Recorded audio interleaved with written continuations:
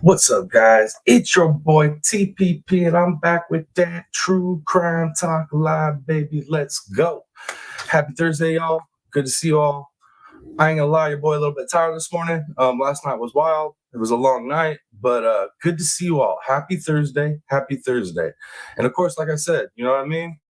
If this was still popping off when I woke up this morning, we was gonna cover it. So before we jump into that, though, do me a huge favor. Smash that like, especially while we're live. Smash that like, smash that share. Let them know we're here. We're going to be kicking it for a couple hours talking about this situation and anything else we feel like talking about. You know what I mean? So much love, y'all. Much love. And if you're new here, what are y'all doing? Smash that subscribe. And if you've already smashed the subscribe, I mean, come on. And you've been here, at least a week. What you doing? Join the gang, baby. Join the family. Piscine Gang. Just hit that join button, baby. All right, guys. Let me see who I got up in here, and we'll jump into this coverage. Let's see. Miss Julie Delk, good morning, Mom. Good to see you. Little Mama, good to see you. Good to see you. Hindsights, good to see you. Miss Darcy, good to see you. Gator Hater, good to see you. Rooster, good morning, brother. Good to see you. Let's see. Making his way to the ring from California, we got a door-to-door cheesecake salesman. That's what I'm talking about. All right, Dakota Parker, good to see you. What the 2-year-old passed away yesterday. Who? Lo Mama, what 2-year-old passed away yesterday? The 2-year-old passed away. I'm not sure what you mean by that. Let me know what you mean by that. I'm concerned now. Yes, and much love to everybody. Definitely, Rooster. All right. Let me go ahead and get this pulled up for y'all when we get up on this coverage. I'll shut up. I know what y'all are here for. You're here for this coverage. All right. Let me get that up. All right. Here we go. Let's see what we got here, y'all. Pieces about who this person of interest is, who Robert Card is. The University of Maine spokesperson told. Okay. I'm sorry, little mama. My brain is like shot. The one that you told me about yesterday, the one that got a hold of the thing and the pew pew. Oh, that's heartbreaking. I mean, whenever you told me about it, I didn't think it was going to be a good outcome. That's a little baby, man, and a firearm, depending on not even really the caliber really don't matter at that point. 2-year-old baby. So, man, my prayers are going to be going out to that little one and the family. I want to know more about that story though, so I definitely would like to get some information on it. Told me that between the years of 2001 and 2004, he was an engineering and technology student at the university, but he did not graduate. And in case you didn't hear me, because there's a lot of background noise here, it's busy. We know that Robert Card attended UMaine in Orono between the years of 2001 2004. He was a student there. He didn't graduate, and it's just little pieces of information that we're trying to gather and better understand who this person of interest is, a person that is still at large. Hundreds of police officers are looking for him.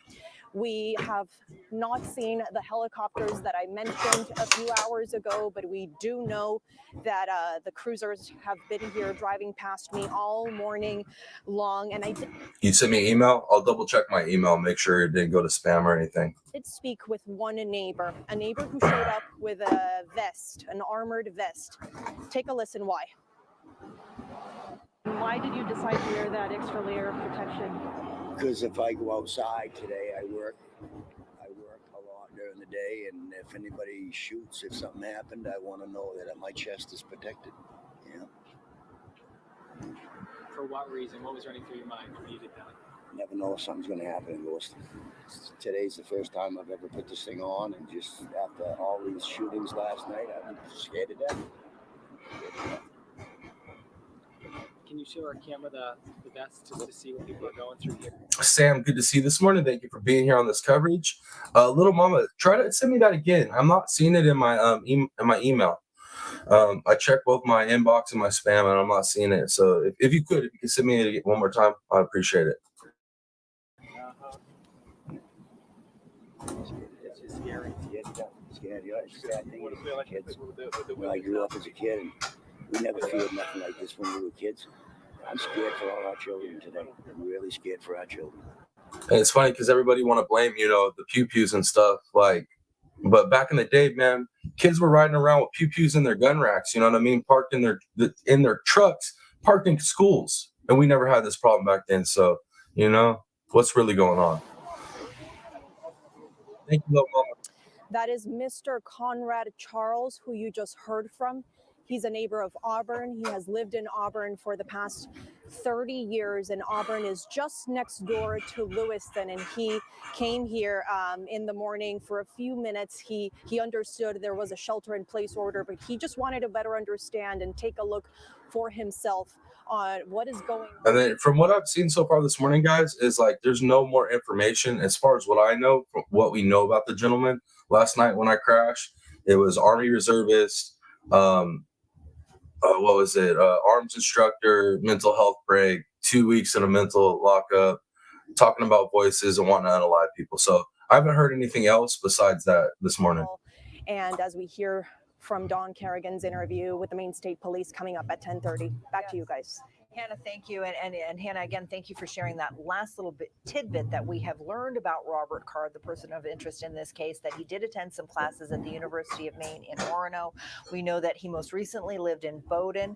We also know that he was trained as a firearms instructor at a U.S. Army Reserve training facility here in Maine, and that he was reportedly admitted to a mental health facility for a couple of weeks this past summer after reporting that he had heard voices in his head and also threatening to carry out a shooting at that training facility, which is located in Saco. All right, our Jack Mullman was on the scene last night and is now back again this morning. Jack, good morning. Where are you and what can you tell us? Hey, good morning, guys. Well, I am still in Lewiston here today, right outside of Schmengi's bar. Now, if you recall, this is one of the locations where police say was one of the shooting locations, one of several shooting locations that they are looking into and actively searching through. We just got here a few minutes ago. Seems relatively quiet compared to what we were seeing yesterday, but the search for the suspected shooter is still very much hot right now. And if you can see over my shoulder, see that's the bar that we are outside right now. Now, this is the bar where I also interviewed with a man. He is an Auburn City Councilor for Ward 5. He tells me that his son is a manager at Schmengi's. He talks to his son every day, and he has not heard from his son since yesterday evening, since he heard about the shooting. He's been looking. I listened to that father last night, his interview. Dude, that broke my heart. I can't believe he still ain't heard from his boy, and they haven't told him if his boy is not alive anymore. Stressed out, really worried, really confused. And in talking with family members who have been impacted by this, that's really kind of the theme of what we're seeing here, which is confusion, frustration. And it's just really hard to wrap your head around it, for sure, regarding how these people are quantifying this, not knowing if their loved ones are alive or dead. Now, a quick look over my shoulder again. This is the bar location. You can see that there are law enforcement officers walking in and out of that bar. and a little bit just refresher on who police are looking for. They are looking for Robert Card, age about 40 years old. The Associated Press is reporting that he is the person of interest. He is a firearms instructor trained by the military. We know that he was recently committed to a mental health facility. That's according to a state police bulletin, as reported by the Associated Press. But as I talk here, no, Darcy, I haven't heard any. I don't think he's an RSO. I heard that he does have domestic, though. I heard that the domestic is what led him into being in that lockup over the summer for 2 weeks, the mental health lockup. That's what I heard. I heard that there was domestic. I didn't hear nothing about no RSO stuff, though. Anything unnecessary to take you out of your shelter, out of your home. And I know that we're all waiting answers, just real tidbits of information that we've been learning since this all first happened. There's still so many unknowns happening here today, but we are hoping that within the next 10 minutes here at about 10:30, we will learn more information from a press conference here in Lewiston, where law enforcement officials hope to give us some more information what's going on. But for now, we are live here in Lewiston, outside one of the couple locations where police say people were shot, and people were shot here, outside Schmengi's bar. But for now, we're reporting live here in Lewiston. All right.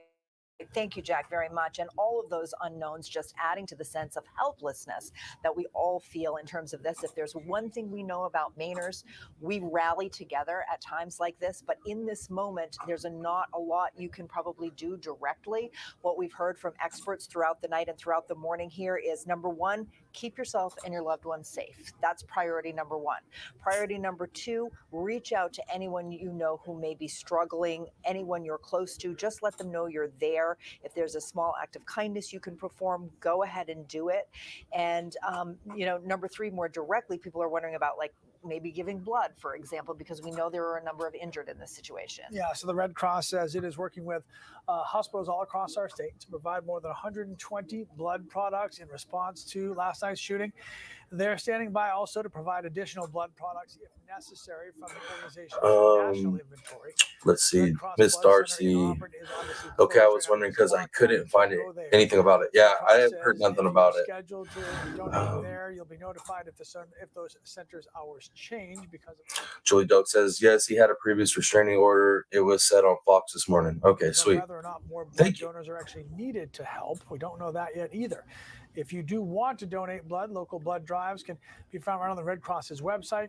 Although, again, we do not know if more blood is needed right now to specifically help the victims of this incident. Just another one of the unknowns that we're battling around. So I think the Red Cross is being very transparent in that because they don't know. But the fact of the matter is, it wasn't that long ago that we were reporting that there was a critical shortage, and there has been a shortage for quite some time. So regardless of whether they need that donation specifically for this or not, it will be put to good use. It is a way to help in a general term. Dear Aunt Dana, good to see you this morning. Thank you for jumping back in here. I know I'm a little tired too. No more updates as far as we don't really know much more about the individual than what we did last night, and he's still on the run. But I said I would be covering it, so we here covering it. Why I can cover it anyways. Little Mama says send it. All right, I'll check again, Little Mama. I appreciate that. Let's jump over to some other coverage, guys. I want to see what else people are saying on this. See if we get any more perspective. People feel safe is critically important. Former San Bernardino Police Chief Jared Bergwan. Jared, thank you. Thanks. And the White House says President Biden and the First Lady are grieving the loss of life in Maine and praying for the injured. The president stepped out of a state dinner with the Australian Prime Morning, Mom. Good to see you, ma'am. Minister to be briefed on the shooting and speak with Maine officials. Let's bring in Chief White House Correspondent Mary Bruce for more on that. That's what it seems like, Aunt Dana. That's what it seems like. That boy just said pew pew and disappeared like Copperfield or something. Mary, what's the latest? How is the White House monitoring this situation and reacting to it? Yeah, well, Diane, they are keeping a very close eye on this. As you mentioned, the president last night actually being pulled out of that state dinner with the Australian Prime Minister to be updated on this. He then made several phone calls, reaching out to the governor of Maine, to the senators, Angus King, Susan Collins, speaking.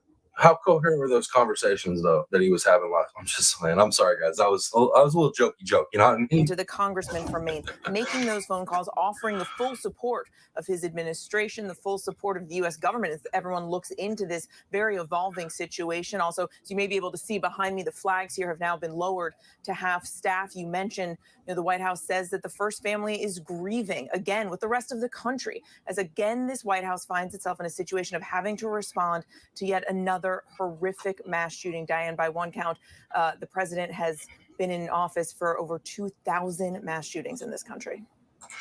No problem for the update, Miss Auntie Dana. And then Miss Darcy Rose lives in Maine. I hope she isn't anywhere near this. I checked on Rose through one of her live streams, and she seems to be doing okay. I think she'll be all right. Yeah. Wow. President Biden has pushed Congress to do more on gun violence. Where do those efforts? All right, this is where I tap out when they start getting into the politics with the gun violence and stuff. Because we ain't getting into that over here. That's a conversation for Rumble that we can have later. All right, let's jump back in over here. All right, so we have been trying to speak with as many people as we can.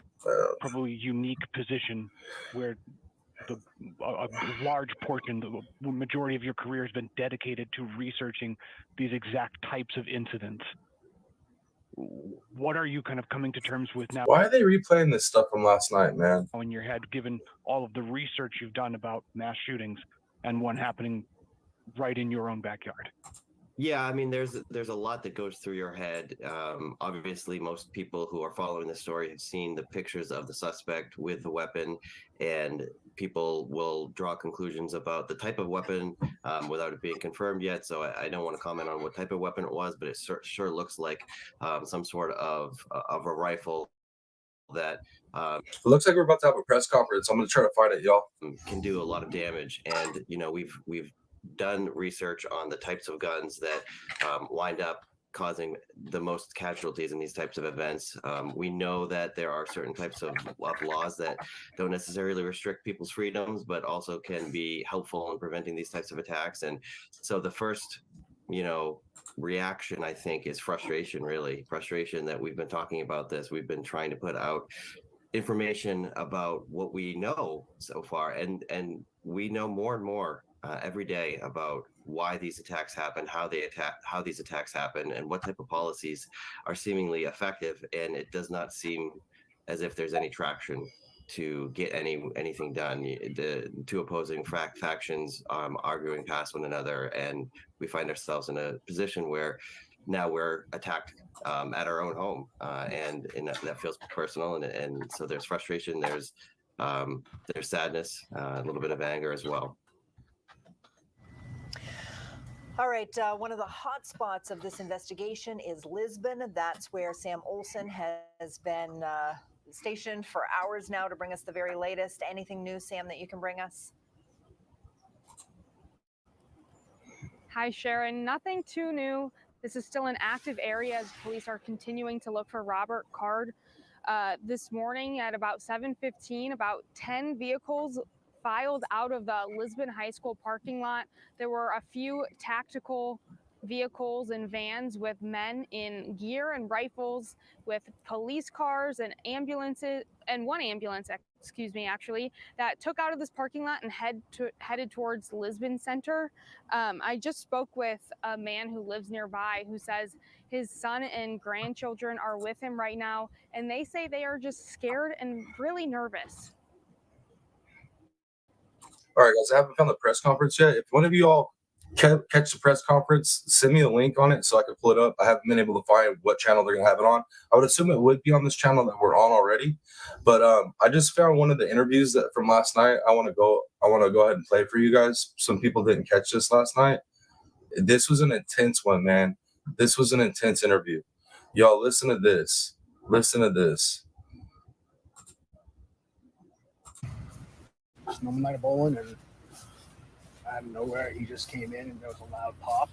Thought it was a balloon. I had my back turned to the door, and as soon as I turned and saw it was not a balloon, he was holding a weapon. I just booked it down the lane, and I slid basically into where the pins are and climbed up in the machine and was on top of the machines for about 10 minutes until the cops got there. Over 10.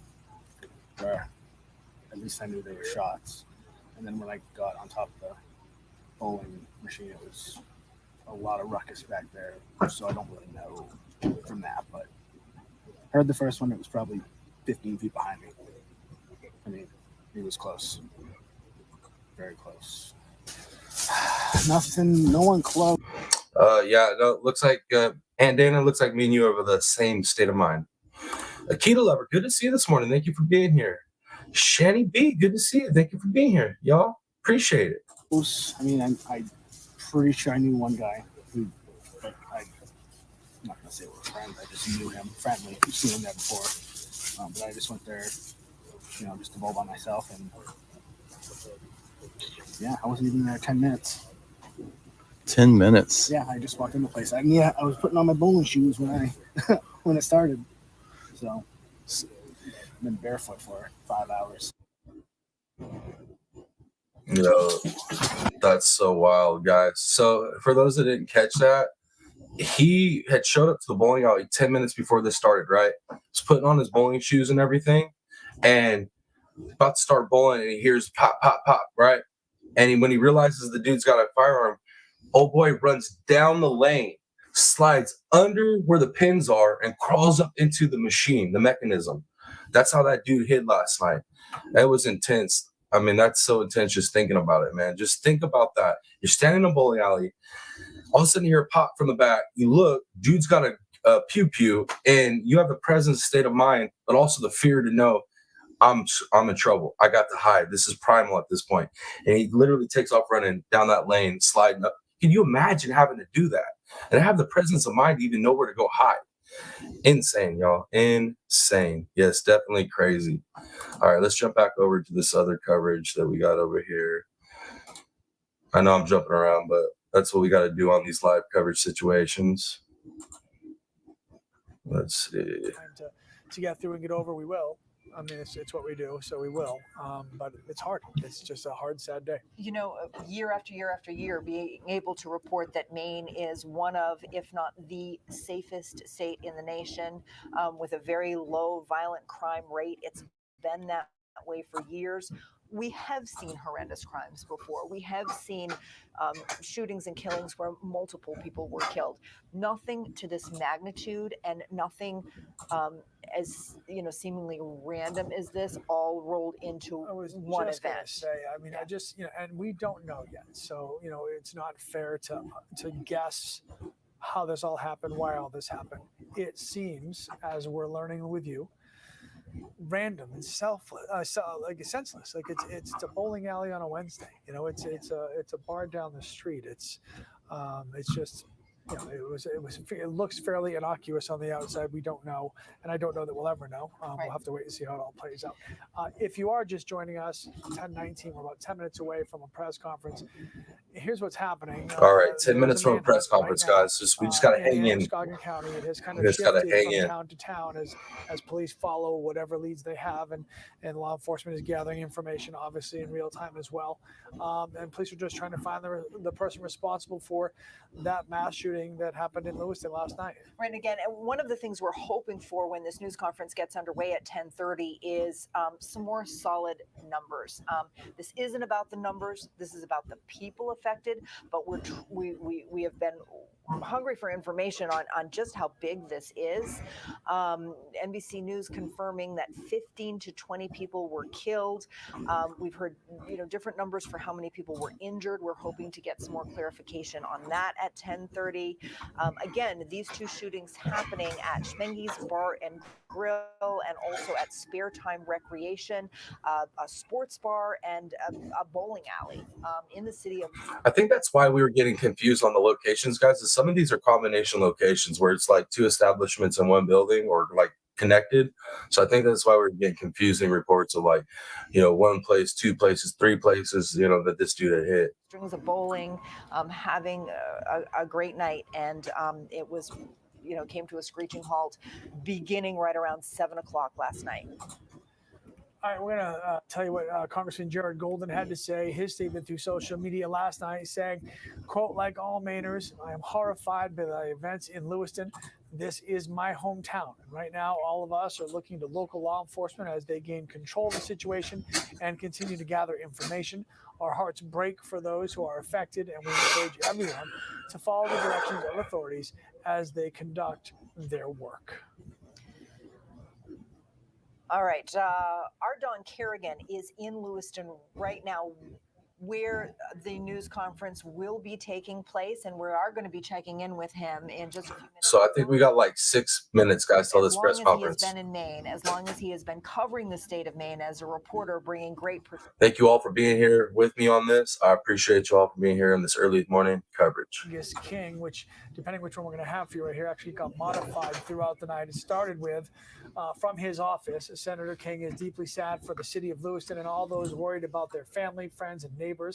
He's receiving regular updates and awaits further details from local authorities, and will be headed directly home to Maine once the Senate's final vote is held tomorrow afternoon. This was yesterday's statement, which did later get updated to the senator not waiting for that final vote today, and instead, in their words, getting on the first flight available to come back home. So Senator King also sharing with us that President Biden reached out to him directly and spoke with him to convey his condolences and support for whatever the state might need. And then Senator Collins conveying the exact same thing, that President Biden also called her and had the same conversation. So the White House acutely aware of what is happening here and is fully behind whatever the state might need once we find out what the state's going to need.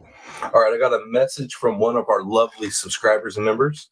We got a little report. So they're saying Sergeant First Class, Petroleum Supply Specialist in the Army Reserve, no combat deployment. Like I was telling you all last night, I didn't think this dude had been deployed. It didn't sound like it. Received several awards for his service, though, as a reservist. So this dude might have not seen combat, but he was deep in it, y'all. He was as deep in it as you can be, I guess, without seeing actual combat. Absolutely crazy. Closed up until about 10 o'clock this morning. They were going to have a delayed open. I have not seen an update from them yet, so I'm not sure if that has carried on and they are now open. But that was every Hannaford in the state. That was not just the Hannaford. In fact, as I'm saying this to you, I do have now an update. In accordance with guidance from law enforcement and the interest of safety of our customers and associates, the following Hannaford stores located in immediate... I mean, this is no different than what happened with Cavalcante. They had to shut so much stuff down, including businesses. Man, they need to get this dude. Impacted areas will remain closed until further notice. Okay, so this is a little bit more resolute, if you will. Auburn, Brunswick, the Cook's Corner store there, Brunswick, Elm Street, Gray, Lewiston, Mechanic Falls, Topsom, Turner, Yarmouth.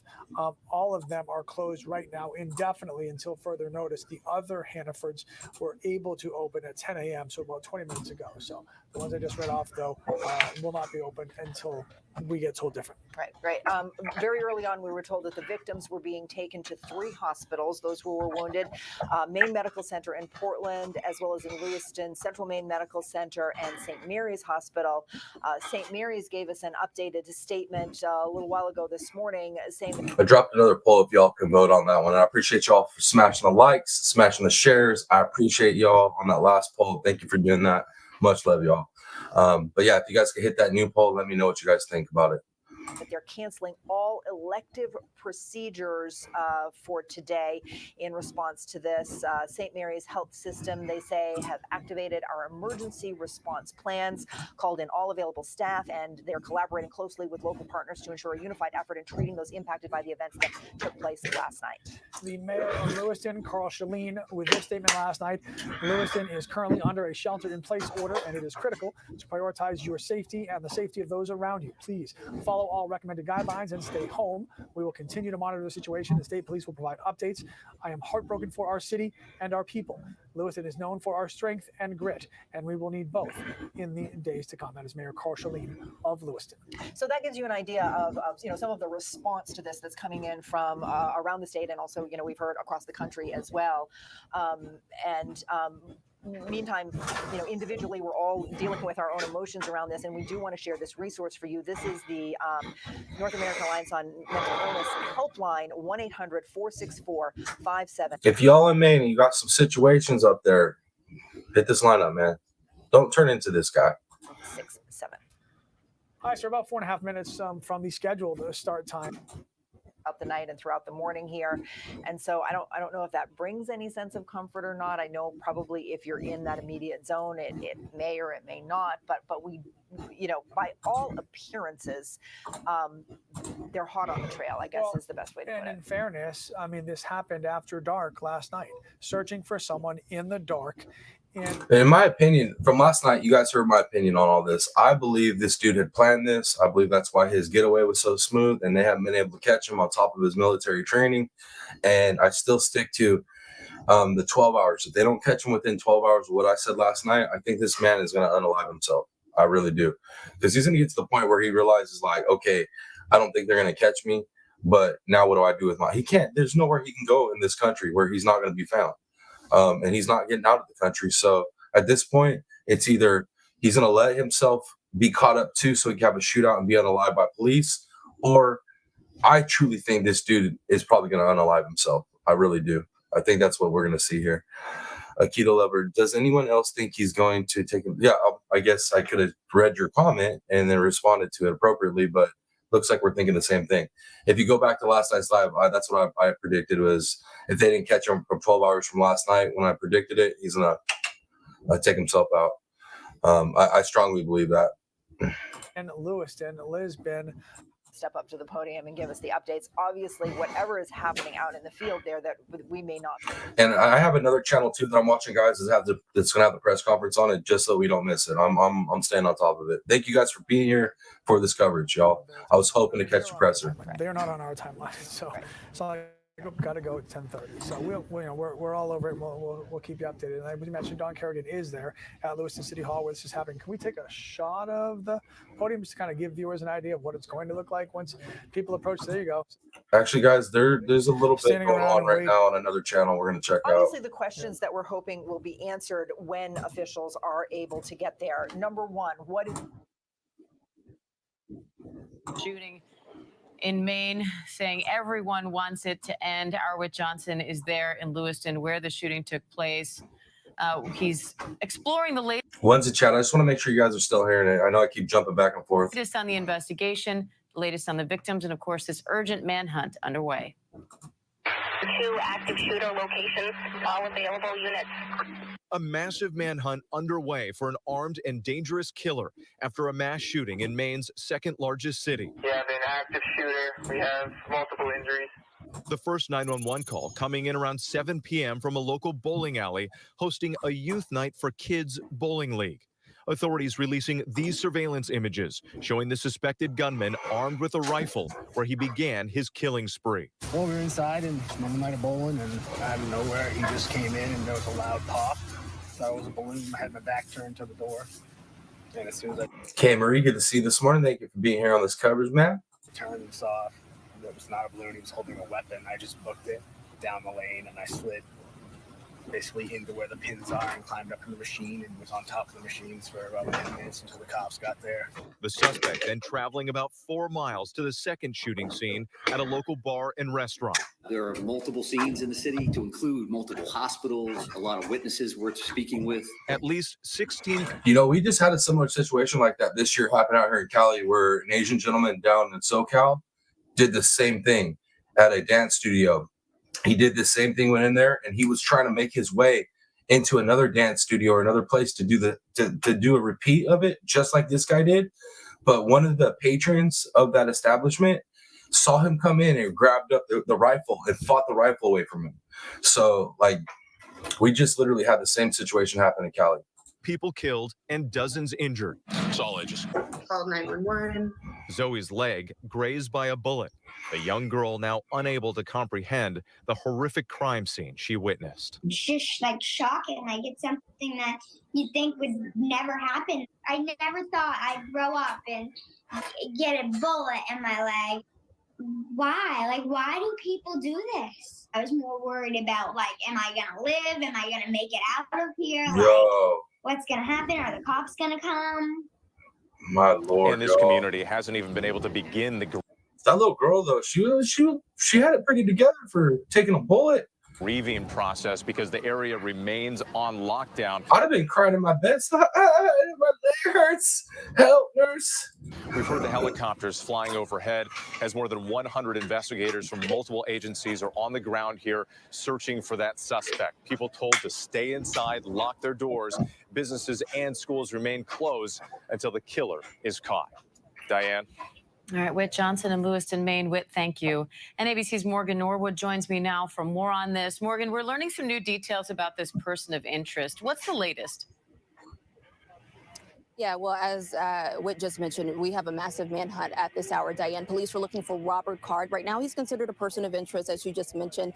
They actually just released a few more photos of him, and within the past hour, confirmed the social media account, which has now been deactivated. We are also, we're learning this within the past half hour. As far as the investigation, again, it is massive. We are talking about multiple crime scenes here. The first one unfolding last night around 7 o'clock when police say that suspect stormed into a... Tell us what you know about him. We want the information. We already know this other stuff that happened. Like, tell us what you know about him. It sent children and families, running for their lives, then going to a nearby bar next. We also learned that they have recovered, police rather, have recovered a Subaru believed to be tied to that person of interest. And again, now a desperate manhunt as they search for Robert Card. They warn that he is armed and dangerous, and surrounding communities here are on alert. Diane? All right, Morgan Norwood. Let me catch up in chat. Dakota Parker said, these poor kids, this is not something they should have to think about when they just want to go have fun. I agree with you on that. Sam says, she's a strong little girl. Hell yeah, she's strong. Stronger than me. I have been crying like a big ass baby. I get the feeling from that young girl that she had the means to pew him. She could have and would have. I think she would have. I think she would have. Let's see.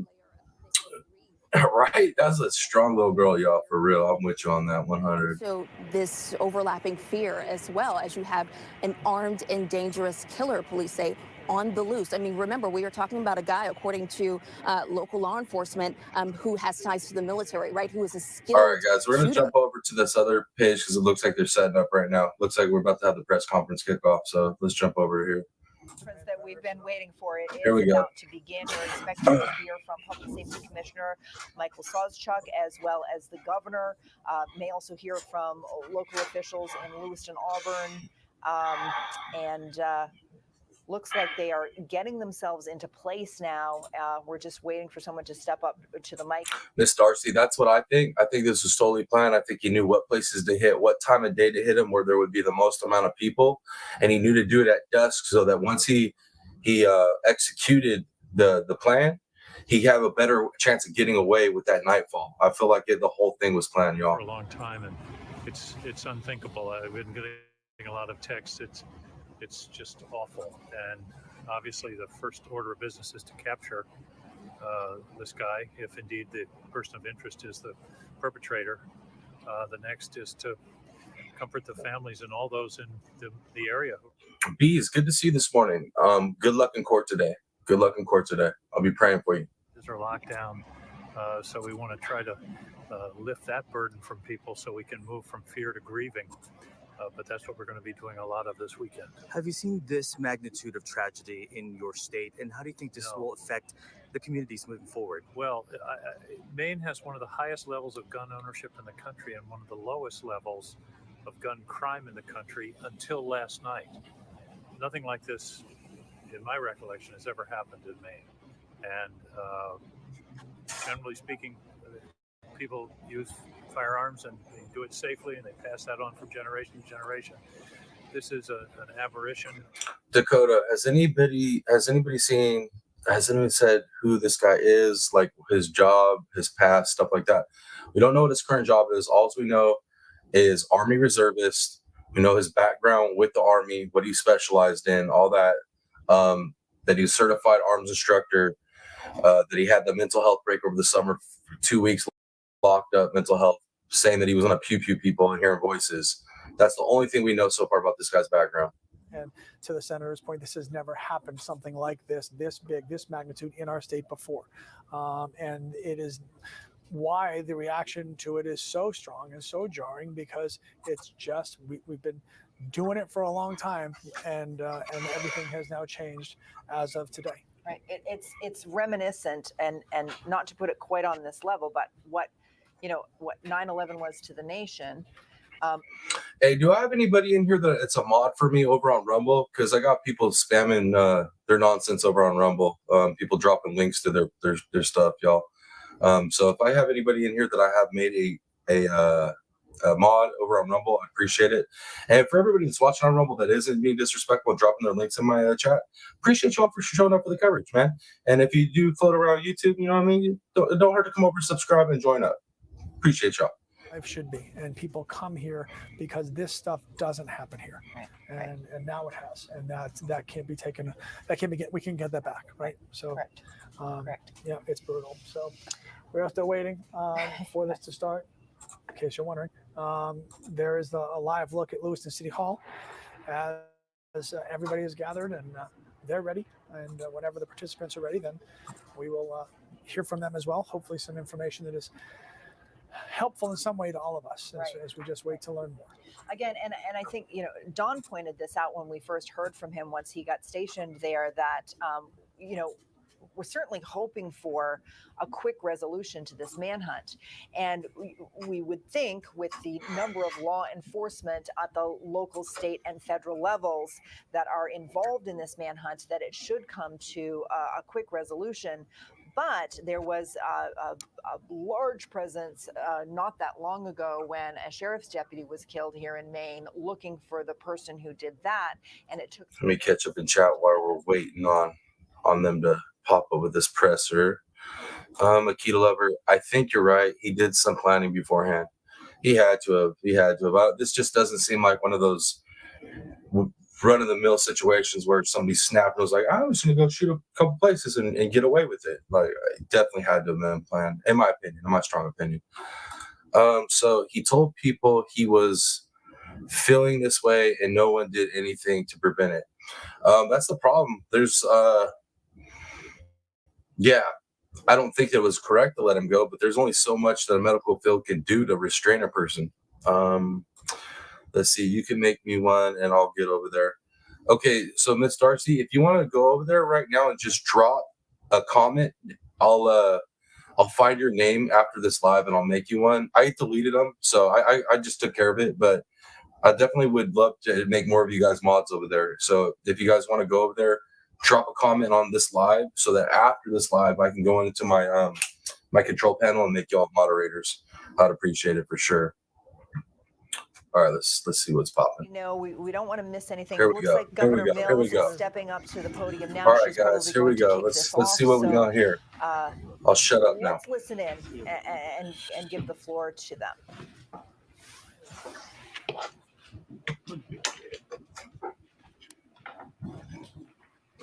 Oh, she tired, y'all. She tired. Oh, this lady mad. She upset. You can read it in her face.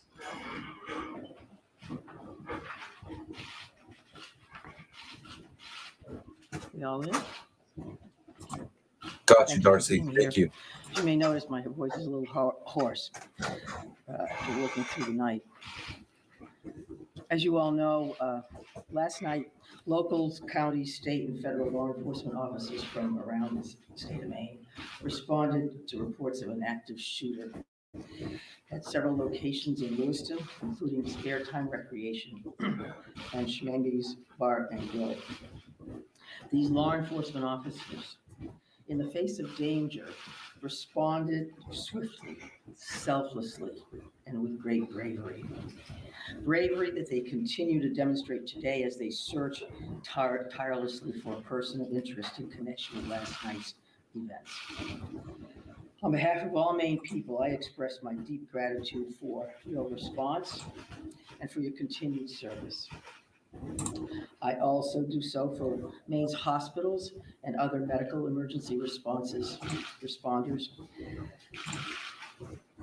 I'm profoundly saddened to stand before you today to report that 18 people lost their lives and 13 people injured in last night's attacks. In memory of those we lost and in honor of those who were injured, President Biden and I have ordered all U.S. flags and state of Maine flags to be lowered to half-staff immediately for the next 5 days.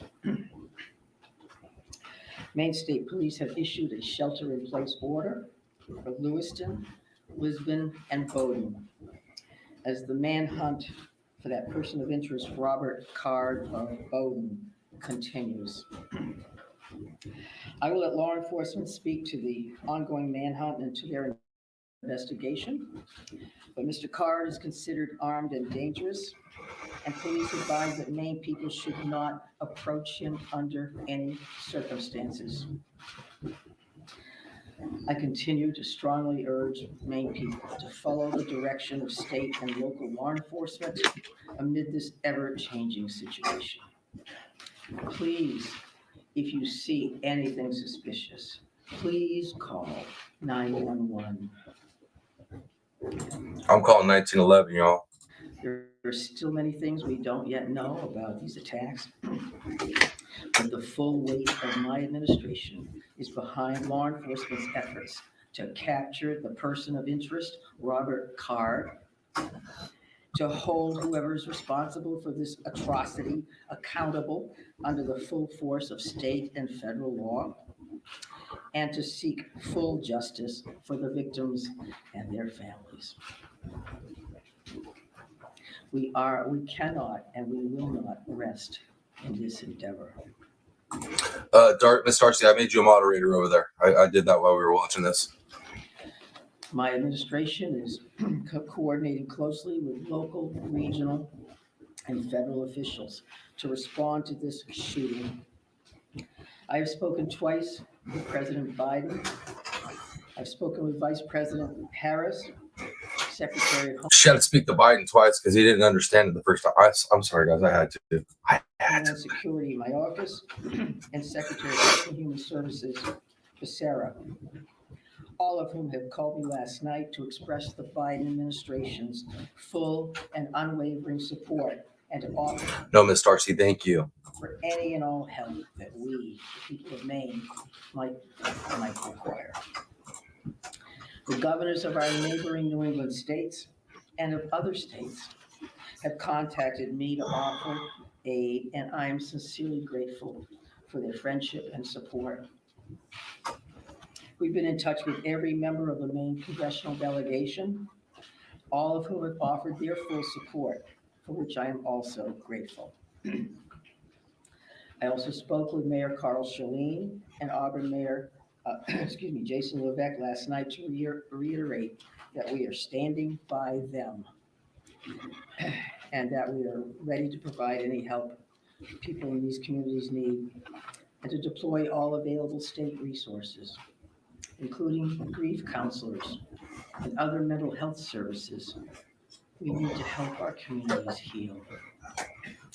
If you or a person you love needs someone to talk to during this difficult time, please call or text 988 for free and confidential counseling. 988. Look, Lewiston is a special place.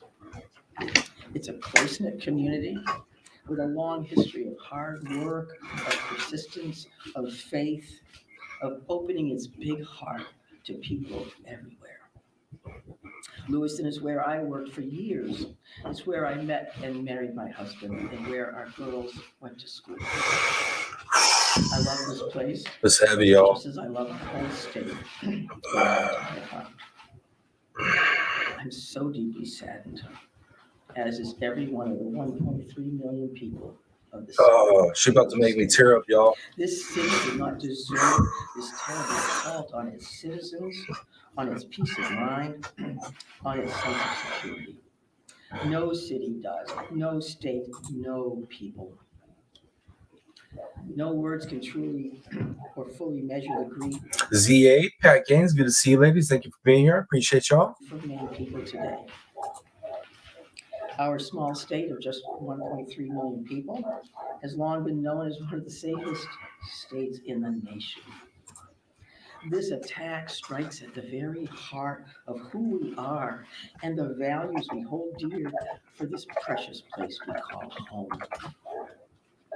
All Maine people are sharing in the sorrow of the families who lost loved ones last night. Loved ones, normal people who were killed or injured while unwinding from a day of work or while spending time with their family and friends, socializing. So on behalf of the 1.3 million people of the whole state of Maine, I hold these families and this city in my heart today. I know that the people of Lewiston are enduring immeasurable pain. I wish I could take that pain off your hearts, off your shoulders, but I promise you this, we will all help you carry that grief.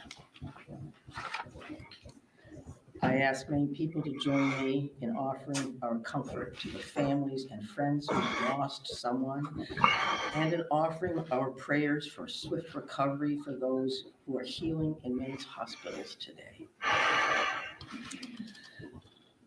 This is a dark day for Maine.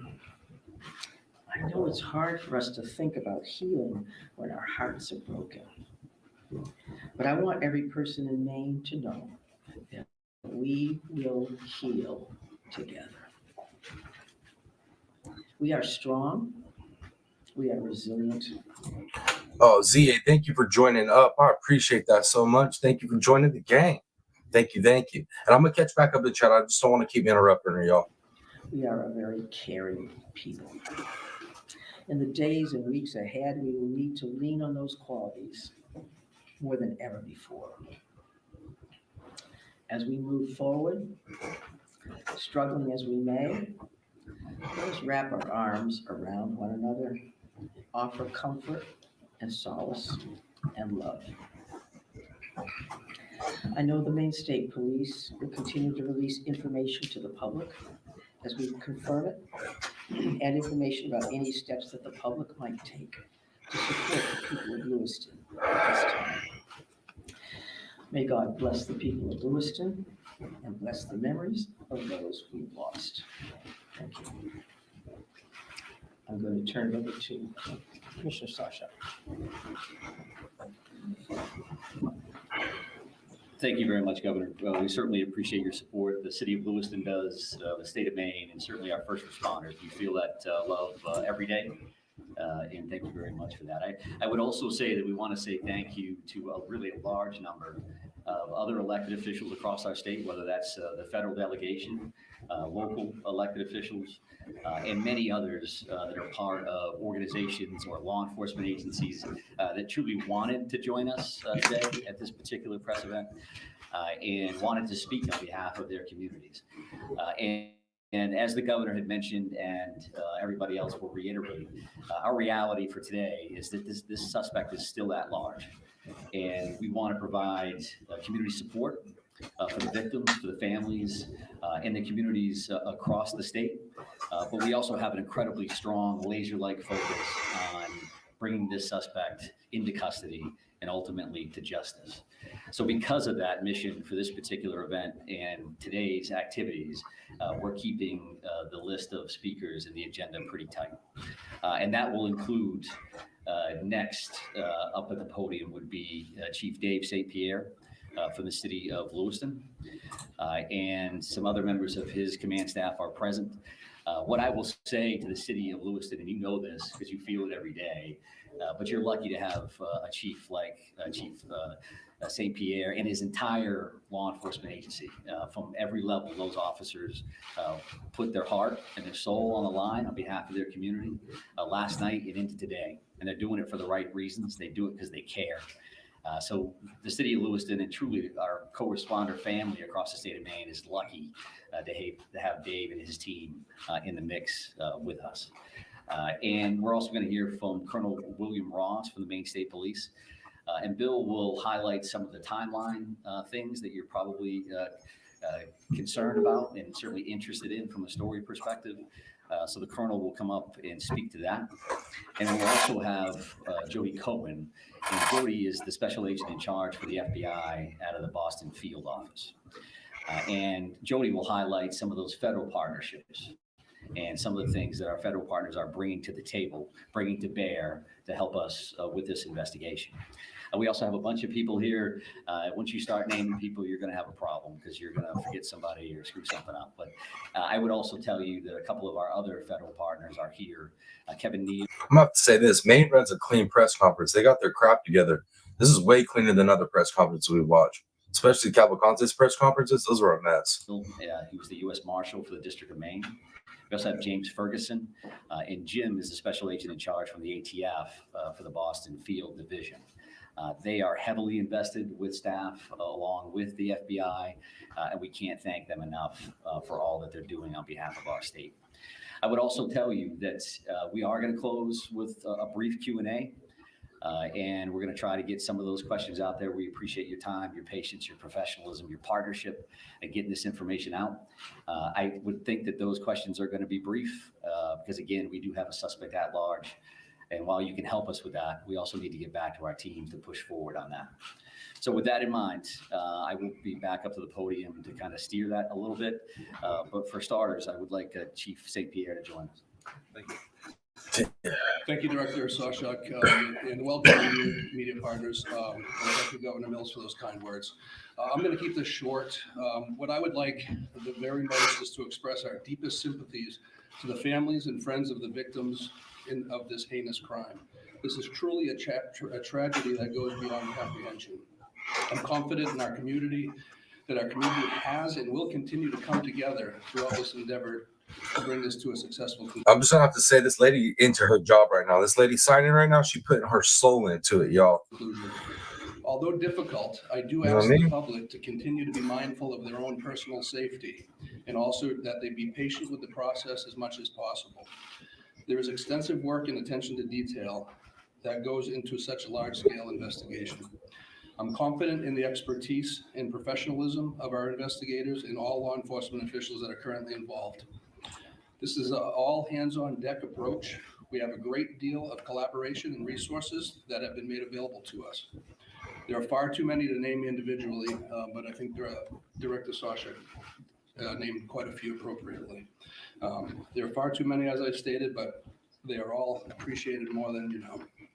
Yo, I don't know if I could sit up there and give that press conference with her standing right next to me doing that. You can tell it's kind of bothering him. I want to thank all of our brave men and women of the Lewiston Police Department, Fire Department staff, medical personnel, first responders of any kind that came from far and wide and have come together and continue to work tirelessly in bringing the situation to an end. We hope to You all know somebody's going to clip this, right? This poor lady's going to get clipped. locate and hold the person accountable. I think you'll hear next from the state police, who is taking the lead in this investigation. Although that we are working hand in hand with them, I think. Bro, oh my Lord, y'all. Colonel Ross will be able to fill you in a little bit more.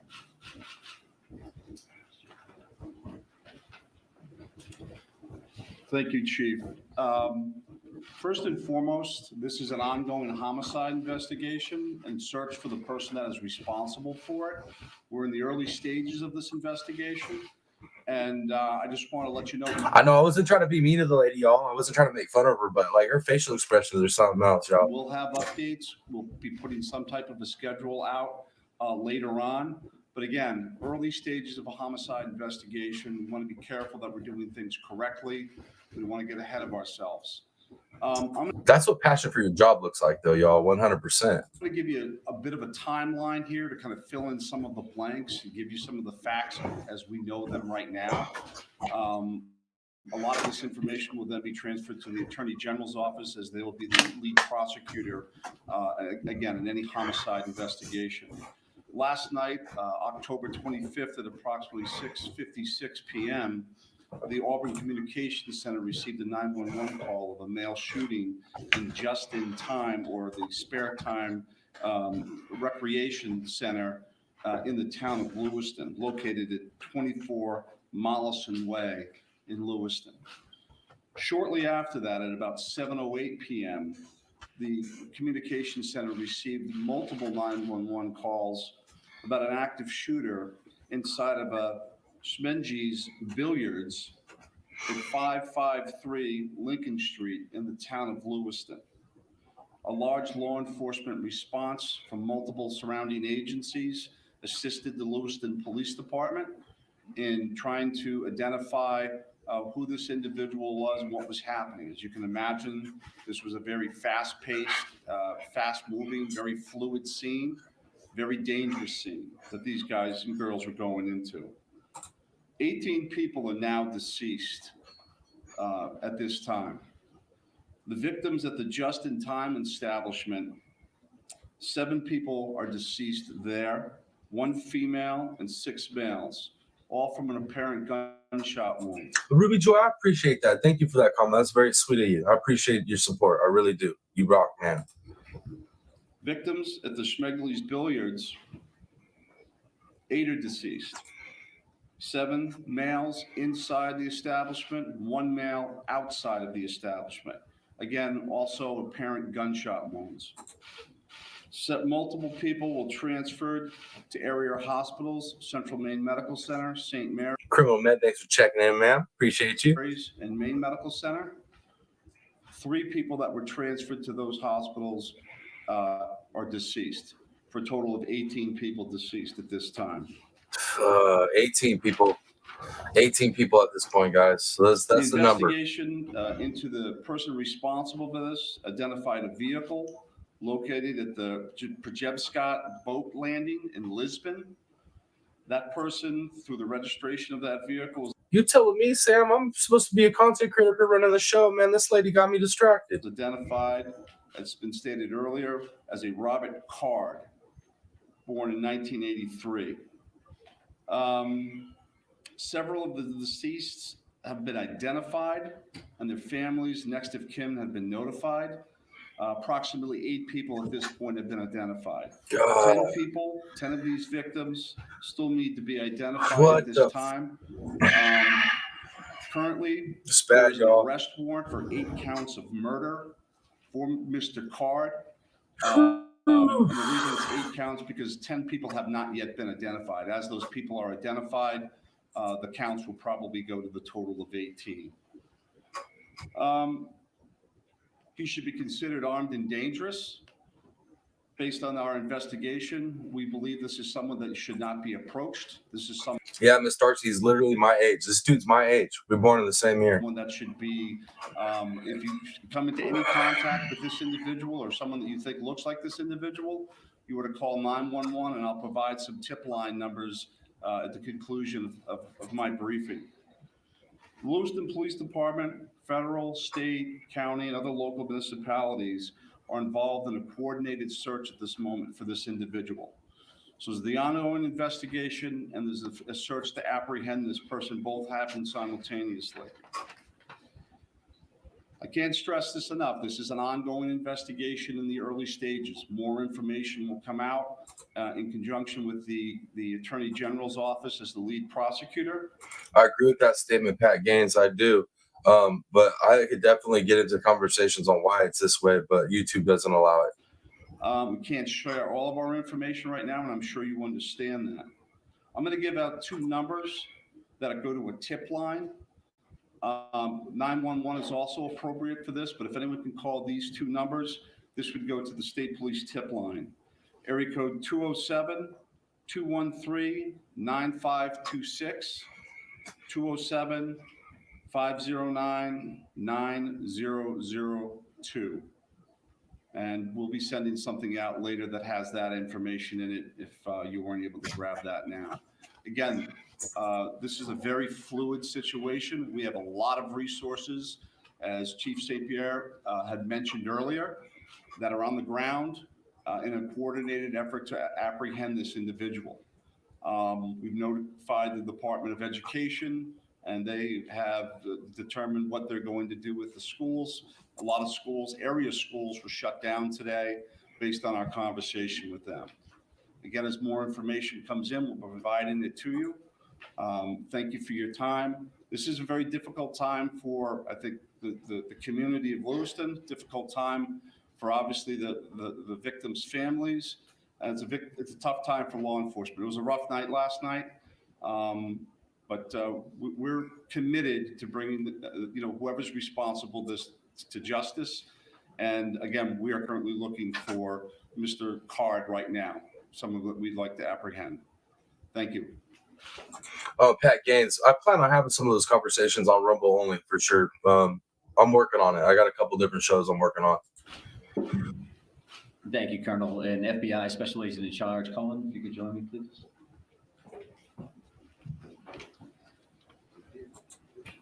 Thank you. My name is Jody Cohen. I'm the Special Agent in charge of FBI Boston Division, which covers the state of Maine. Our hearts go out to everyone who was impacted as a result of the senseless violence. The FBI is working hand in hand with our law enforcement partners, our evidence response team. She's choking back emotion, guys. You can hear it. She sounds like she want to cry. Here processing these very extensive scenes. We are providing investigative and tactical support, as well as our victim specialists are working with those affected by this tragedy. As this very active investigations continues to unfold, we're asking the public to stay vigilant and come forward with any information that you might have that you feel is helpful to our investigators. Colonel Med, I definitely want to cover Sally after my class today. If I have enough time, we're going to cover that. My pledge is that the FBI will carry out this investigative case with rigor. We will work day and night alongside our law enforcement partners to get the answers to the questions this community deserves. We thank the public for your continued cooperation and patience as we continue to work this very active investigation. Thank you. Sassy7, good to see you, ma'am. Miss Sassy, just so you know, I made you a moderator over on Rumble. So just so you know, you got powers over there. So you see anybody slipping, throat punch.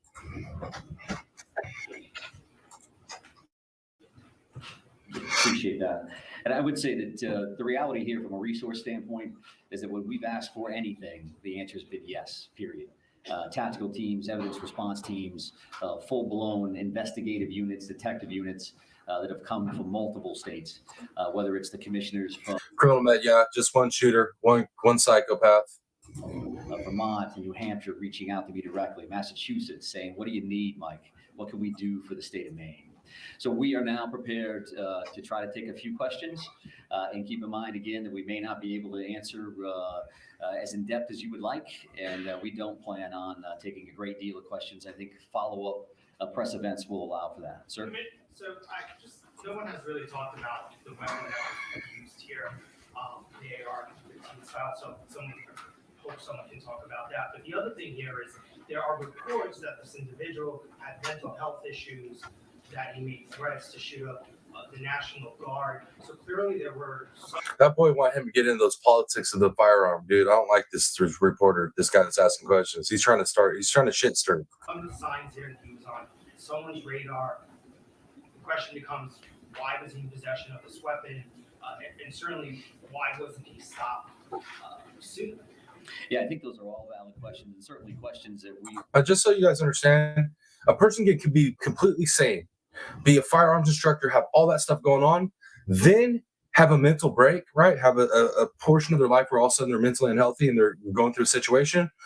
Those reports in that doctor's office and stuff, it does get reported. Once you start having those situations, they do report that. It gets reported. But here's the thing, it takes time for those reports to get processed and for them to even acknowledge the fact that this dude probably still had firearms and had a mental health situation going on. So it's not as clean cut as they try to make it seem when they're asking these damn questions. There's processes that are behind all this, and they act like they don't exist, and they do exist. It's just timing, right? And look at how messed up most of our systems are, our medical system, our law, all that stuff. It takes time, y'all. So in that amount of time, this dude slipped through the cracks, and boom, we have something like this. But, oh, man, I hate it when they be trying to blame just one thing, you know? Are looking into now, but not questions that we can answer today. Considering that this occurred last night, there's still an active search for the suspect in question. So I can appreciate those questions, but not something we're going to be able to answer right now. Is it something that you're investigating? It is certainly one of those. Rooster, what's up, brother? All aspects of that. Go ahead, right here. Yes. The ages of who has died, how many are under 18 and how many are over? No, Dakota, that's a perfect. That's what I was saying last night, because when I heard that he had military any connection, I was thinking, that's the VA. That's the VA right there. And if his if his care was through the VA, which I'm not saying is, I'm not sure yet, it would make sense because I have a lot of veteran friends and their care, we all know what's up with that, right? We all know the type of care they get through the VA. So, man, makes a lot of sense. It would make sense. I'm not sure we have that information with us today. We wanted to break it down by gender because that's something we had readily available. We did not break this down into age ranges at all. Yes. What can you tell us about the background of the suspect in this case, or I should say the person of interest, because I noticed the language is very clear. You're saying person of interest, not suspect. So why use that terminology, and what can you tell us about his background? Yeah, I think we used person of interest last night for half of the room that was here for that press event. Boom, Dakota Parker. My fiance is a veteran. It is unreal. I went to one appointment with him and never again. You know what I'm talking about then. You know what I'm talking about. And I have a handful of people from my generation that I went to school with that are no longer living, that are ex-veterans, that unalived themselves because of the stuff they saw over there, the stuff they're exposed to, and literally just in training. And it's real, man. It's real. Yeah, I have strong feelings about all that stuff, man. As the colonel had mentioned, there is now arrest warrants for murder. Yes, criminal, man. They found his car. His car was ditched down at a boat dock area, and there's a possibility he could either picked up another vehicle or he could have got on a boat. I think he got on a boat. For this particular individual, Mr. Card. So he is viewed as a suspect, and there's a full court press by all of our partners to bring him into custody. What was the second piece of that question? What can you tell us about his background? I just wanted to ask a second ago about the idea that he had voiced concerns about his own mental health, right? Had been committed, according to language in police bulletin, to a mental health facility for weeks. How could someone that fits that profile still be in possession of semi-automatic? Let me answer that question, gentlemen. That's asking this question. How could he be in there for 2 weeks and still have possession of those firearms? Because he had possession of those firearms before he had his mental breakdown. And it takes time for the reporting system to report. And then for law enforcement to even show up at your house and be like, hey, you got this. We got reports on it. And we got to confiscate your firearms because you're no longer mentally allowed to have them. So this dude's asking questions that there's answers to. He's just trying to shit stir. He's just trying to politically shit stir with the whole firearm thing. You could tell already what side of the line that he's on. He don't care. Man, when they get up here and they're not just specifically asking about the victims and the details of that, and they want to get into this political stuff, that shit pisses me off. Well, I do think that the statutes around firearms and the possession of those are pretty complex. I know that we will be reviewing that information as we move forward, but that's not an answer that we're prepared to give today, because that leads to motive. You're talking about behavioral health issues and how that impacts this situation. I would expect you'll hear back from us on that in the future. Right here. Yeah, I've got a question about. Good answer. I like this guy. That was a clean answer. You've seen helicopters as far north as Monmouth. Can you tell us anything about what's leading you that far north of the sea where you come from? Yeah, sure. So we have law enforcement assets that are deployed over a number of communities, doing follow-ups on a number of different things. So as you can imagine. Yeah, Dakota Parker, they put you in the system, but there's a process. Once you get put in the system, right, they report it. There's a process, and that process takes time. And just look at all the other legal processes in this country. Literally everything takes time. And that amount of time from him having that mental health check, him being put in the system as being red flagged, well, that's not going to stop him from being able to purchase more firearms. Any of the firearms he already had, that means zilch. It means that he still has those. So that whole process has to be completely gone through to the point where they end up at his door and retrieve those firearms. And I'm going to tell you right now, all the processes are in place. It just takes time to make it happen. And this happened in between, right? That's basically what it is. So there are processes put in place to stop this from happening. It's just nothing happens fast enough in our country now. All of our systems are screwed now. So, and then not only all our systems are screwed, our society is like literally, it's in decay. It's in moral decay. And anybody who wants to argue that is tripping. We are in a moral decay right now. There's a great deal of search warrants that we're following up on. We do have partners, that helicopters from the New Hampshire State Police. That copter was here last night to assist us as well. So whether we have tactical elements out or we're searching an area. That's a good point, Criminal Med. Criminal Med said he can get pretty far towards Canada, and that is the closest because they won't extradite without the DP off the table. Oh, I hope that's not the case, man. I hope you don't make it to Canada. If he makes it to Canada, I know for sure it was. I mean, it was already planned. We know it was planned. But if he makes it to Canada, that's high level planning right there. In a boat, he can go at least halfway there easily to Canada. That's what I was thinking last night when I was covering this criminal man. I was like, dude, he's in a boat. He's gone. Okay, Marie, good to see you. Good morning. Let's see. Hope he doesn't get to Canada either. Nikita Leber, my grandfather was in the VA hospital in West Haven, Connecticut. The conditions were deplorable. The only reason they took better care of him was because he went there every day. Now, that's what I'm saying, man. That's across the board with all the veterans I know. You're not wrong, and it's so sad. Right? We are. Yeah, some of those air assets would be very, very valuable for us. So that's what they're doing. We're not going to speak to what brings us to a specific community one way or the other. Yes, ma'am. Right here. Identifying the unidentified victims. What are people encouraged to do? Is there DNA being, tested for family members who may have missing loved ones? Like, what is that? What's that approach right now? Yeah, so we did have a family a reunification center open last night. We do have behavioral health liaisons that are fully engaged to work with families and work with loved ones. I'm still wrapping my mind around the fact that they have 10 people that were unalive last night that they don't have the identities for. Only 8 people, only 8 of those individuals, they were able to tell their families, hey, that your loved one is no longer with us. There's still 10 people they haven't identified, and 10 people's families that haven't been told what's going on. Absolutely devastating, y'all. And work with victims, for that matter, that may be in the hospital. Good to see you, Blade. Thanks for being here this morning, brother. And seeking treatment. So those things are actively occurring. We are dealing with each one of those situations separately. So do we need DNA on that? Are we just waiting to find? Much love, criminal man. We'll keep you caught up on it for sure. A loved one, some kind of family member that we can make a notification. I think that varies across the board. I'm going to take 2 more questions. I'm going to take 2 more right here. I think we're always concerned around motive. That you say triggering event, that's a motive for us. Again, that's not something we're prepared to discuss today, but I do appreciate the question. It's clearly something that's important.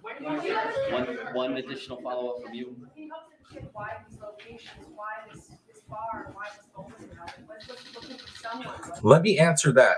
He picked those locations because of population density at the time that he went into those places. He knew what he was doing. They ain't gonna say it that it was targeted like that, but to me, that makes more sense than he was just after one person. If he was after one person, he would have went in, took the person out, been done with it. But he went to these places at peak capacity, peak volume, where there was the most activity going on, the most people there, the most targets. A target-rich environment is what he did. It was most definitely planned, man. Most definitely planned. I think that does speak to motive, so I appreciate the follow-up, but not something we're going to be prepared to answer today. I'm going to one. Pat Gaines says, TPP, I hate to ask, but was any of the victims young? Yes, teenagers. He went to the bowling alley, had a youth league night. Teenagers. I don't know the youngest age on it, but teens. One more question, right here. Can you say, is card, first off, to clarify, with your arrest warrants issued today, and can you say if card is still in the state or he's still alive? Well, we're actively searching for him. If I knew the answers to those questions, then this would be a different press conference. I would. Right. So we don't know his location. And they say there's no such thing as a stupid question. And this dude. And I'll leave it at that. And we are working with the Attorney General's office reference to those. Lori P, good to see you this morning, man. Thank you for being here. So with that in mind, we're done taking questions for now. So we are going to actually take off at this point. Thank you very much for being here. I appreciate that. I like it. Shut them down, man. We done here. Have there been any credible sightings? We've not really gotten many answers. Bro, I hate disrespectful reporters. Look, they literally got up there the most respectful way, told you exactly what they were about to tell you all, who was going to speak the whole nine, and the questions were limited. And you want to make comments like, well, we're not getting enough answers. Like, what the hell, bro? You tripping, man. Some of these reporters, dude, they straight soulless, y'all. Soulless. Let me see what else y'all are saying. What was the last question? The last question that I heard was him, like, he was more of a statement than anything. And it was just reiterating they want to know more. But there's stuff that law enforcement can't tell us, man, because the fact that it'll affect their search. They ain't going to tell you, well, we're in this area looking for him because he has ties to this. They're not going to tell us that right now. I think law enforcement overall is getting smarter the more and more with this whole social media coverage, with news coverage and stuff. And they're starting to realize, like, yo, we can't let too much out real quick, or else we got millions of sleuths online that are going to take a little bit of information and they're going to figure it all out, right? And then they're going to start having YouTubers popping up in areas. And I think that's what they're trying to avoid, guys. That's what I feel like they're trying to avoid. But I appreciated this press conference. I like the way that they ran this. It was way better than those press conferences we saw with Cavalcante. Yeah, I'm impressed with Maine. They're handling this proper. They're definitely handling this proper. PJ's World, good to see you. Thanks for being here. Yeah, y'all, you heard the lady. Hit the like, y'all. Hit the like. And that wraps up the news conference that has just been held by Governor Janet Mills and a number of law enforcement officials, including the man who just finished things up, Mike Sawchuk, who is the Commissioner of Public Safety for the state of Maine and oversees the Maine State Police and other law enforcement agencies as well. Yeah, learning a lot more about this investigation, including a little bit more about victims. We're told at this point, we can now say that there are 18 people that have been killed in this tragedy. That's the official, guys. 18 people have been unalived in this. That's the official number. And they haven't told us all the ages, but we know teenagers and up. We have a little bit more of a breakdown, too. We were told that at Spare Time, the bowling alley, that is where they found. PJ says, I don't want my dolly going there. I don't think you should go there, honestly. I don't think that it would be a good coverage situation for him. I mean, we haven't even seen JLR pop up there. So JLR, yeah, I think Dolly had better coverage on this, chilling in the studio, covering and giving us the breakdown and whatnot. Keto Lover, I know they have to get both people in the shot, but they seem pretty crowded. Yeah.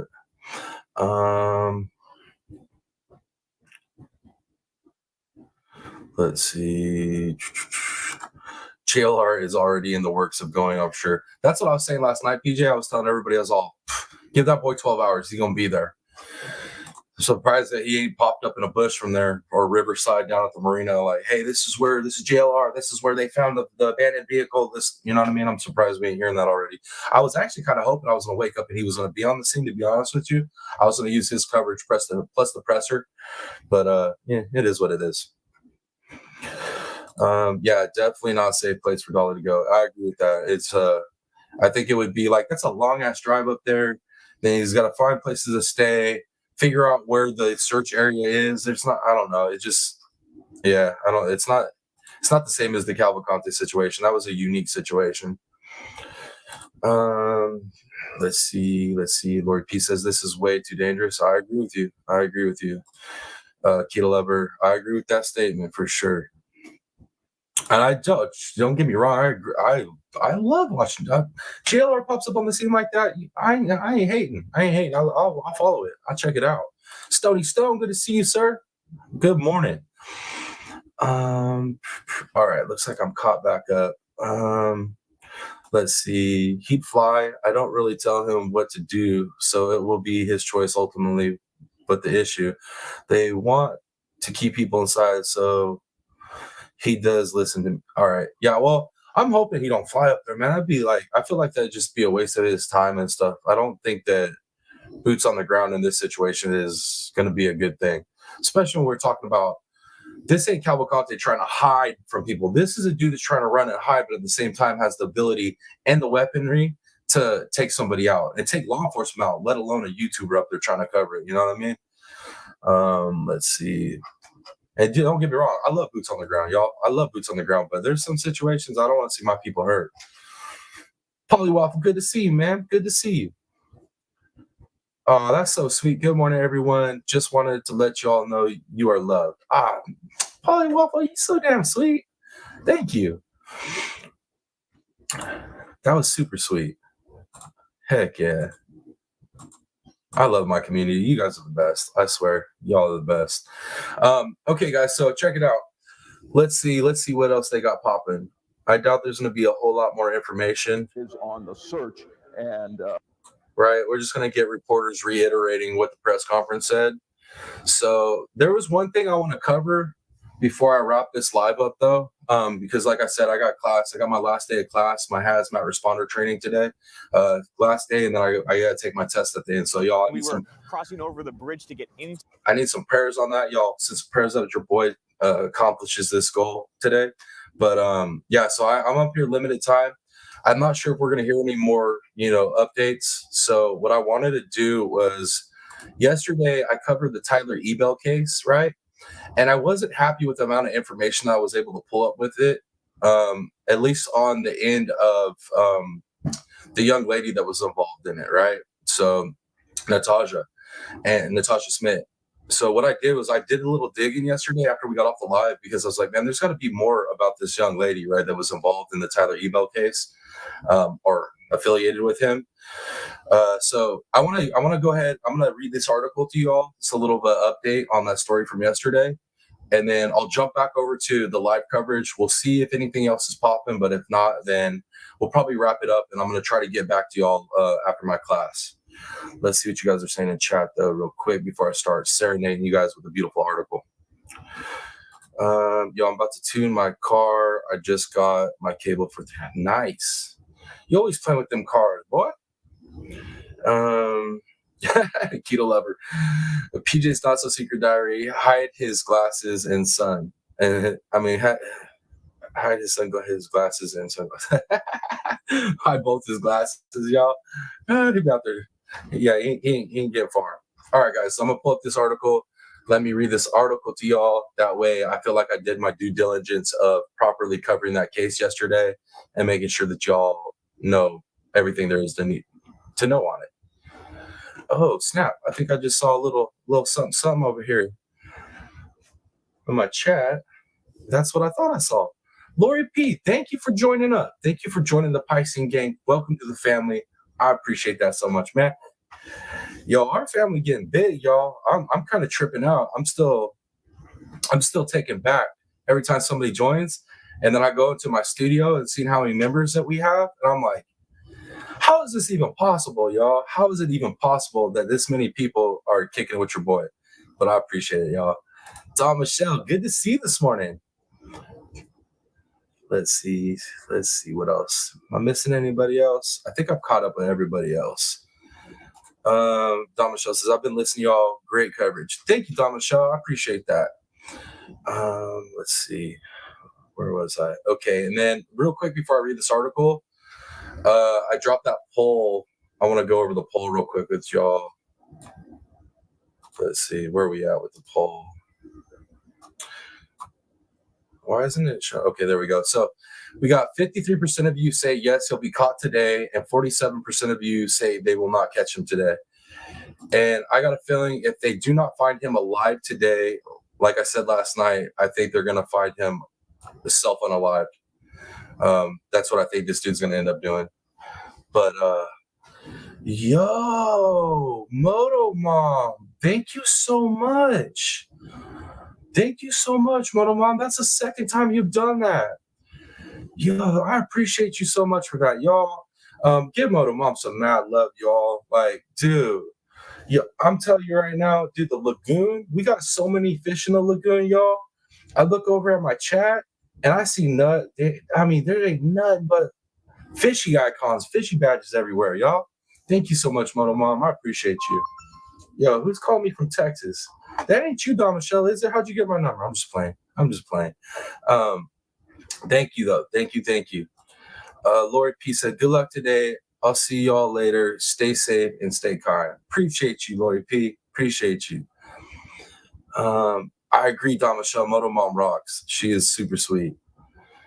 I told you they wouldn't catch this guy. The only way they're going to get this guy is if he's ready. Like I said, I'm still with you on that, Stoney. I feel like he's still within that 12-hour window that I predicted, where if they don't catch him within that 12 hours, they're going to find him unalived by himself. But if they somehow catch up to him and he hasn't unalived himself yet, he will definitely have a shootout with them. But I feel like they ain't going to find him. I feel like he's I don't know. I have a hard time thinking that they're going to find him alive. I feel like they're going to find him deceased. Let's see. Okay, guys, let me go ahead. I'm caught up in chat. Let me go ahead and jump into this article. Like I said, this right here is a little bit more information for everybody who was with me on yesterday's live on the Tyler Ebell case that I was covering.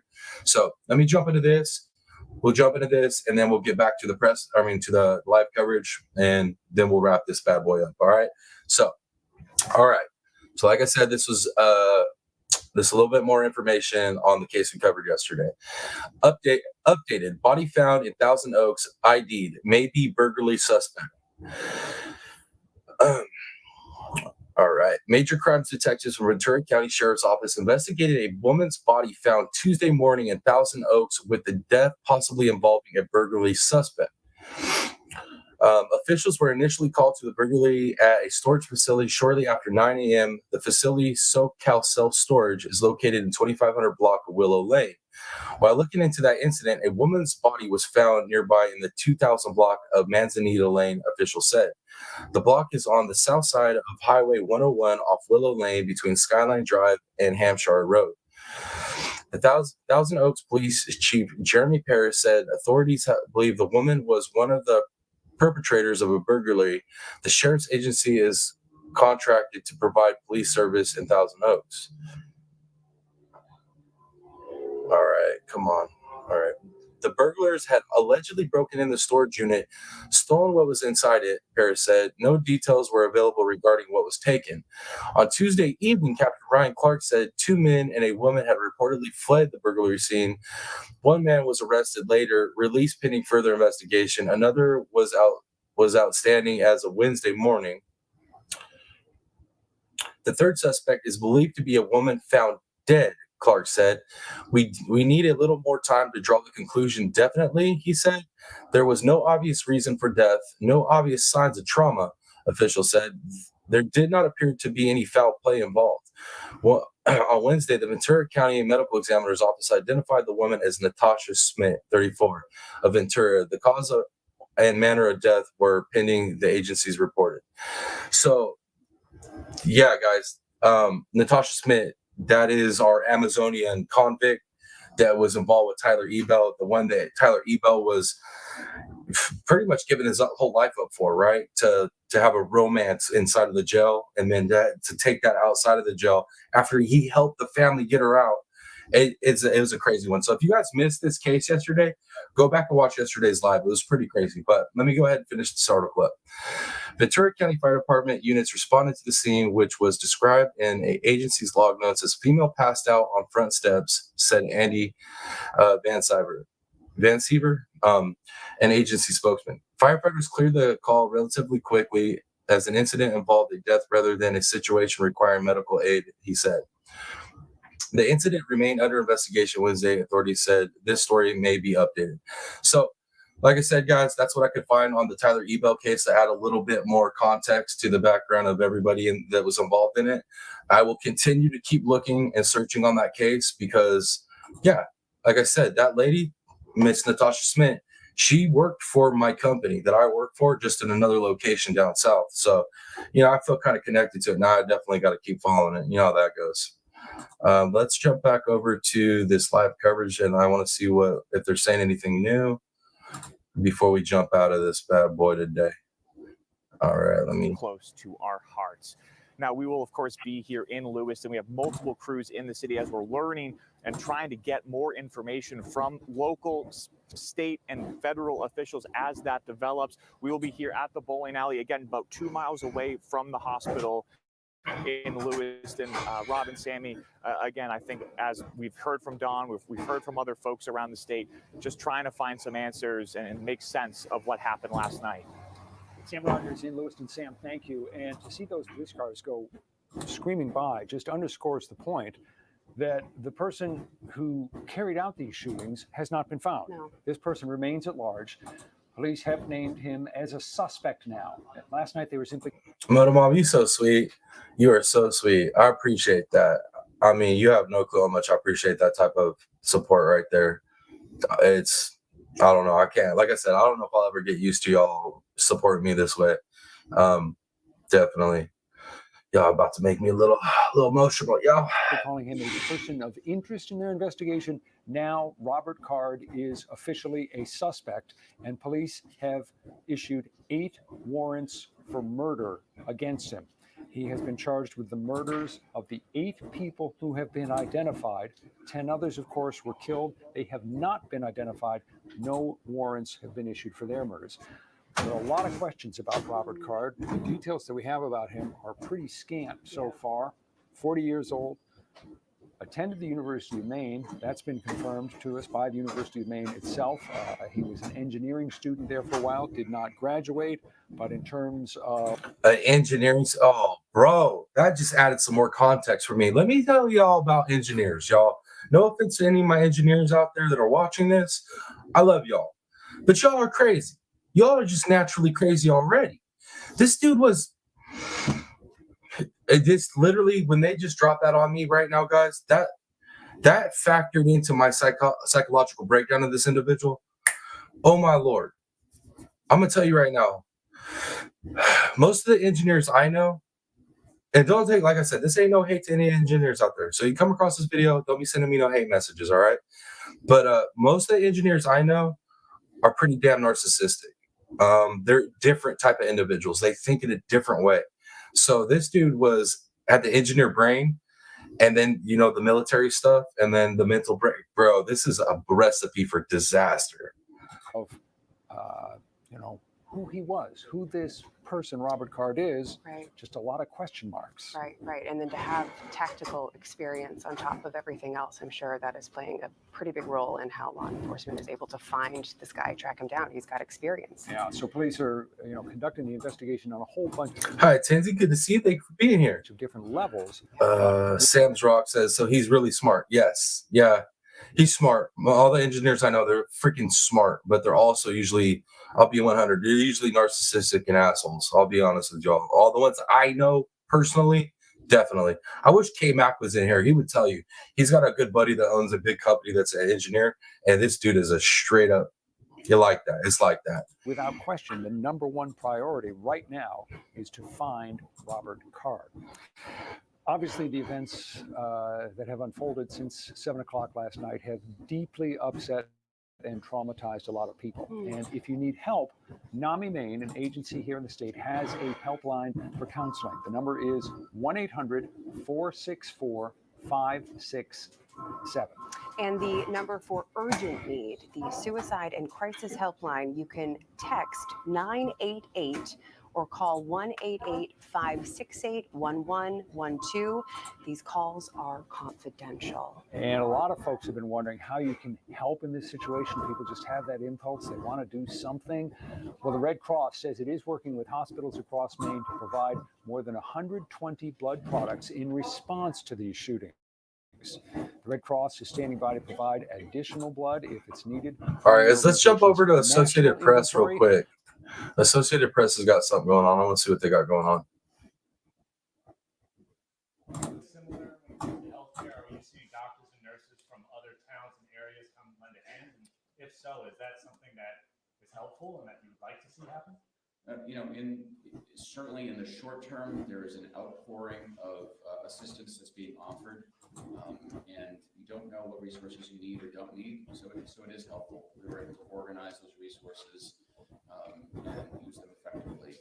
As an example, we had ambulance services from other counties coming on site. At one point, we had approximately 10 ambulance crews standing by outside of our trauma center to ensure that we had patients who needed to be transferred. I mean, in Maine right now, we pretty much have the same response as you would at like a war zone, like a terrorist situation. The response is massive right now, guys. It's rare that we get to hear press conferences from like literally the doctors that are involved in the situation. Maine's running a tight ship right here. We received nurses. That's why I was irritated. That reporter was like, well, we're not getting enough information. So what the hell are you talking about? They're telling us everything they can tell us. We've heard from everybody. I mean, we even hearing from the doctors involved. From some of our area hospitals. We had helicopter support, not only from our own Maine, but also from Boston MedFlight. The long answer to that, or the short answer is yes.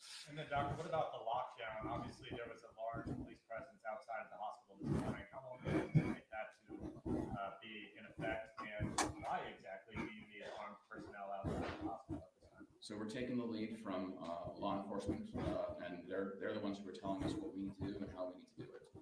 As long as the city is in, what's the term they use, shelter in place. As long as we're in shelter in place, then we will continue to remain in our status.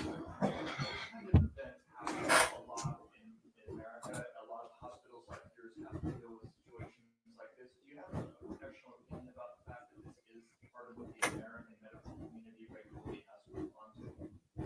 It's a good question. I don't know that I have a professional opinion about having to respond to this. I would just say that it's a tragedy, and I think we should do our best to respect the families, those people who've been impacted, the caregivers. I'll just add one thing, just talking about that. We do have an incredible amount of support for people who are going through. TLC is me. I'm watching in between working. Thank you for being here watching.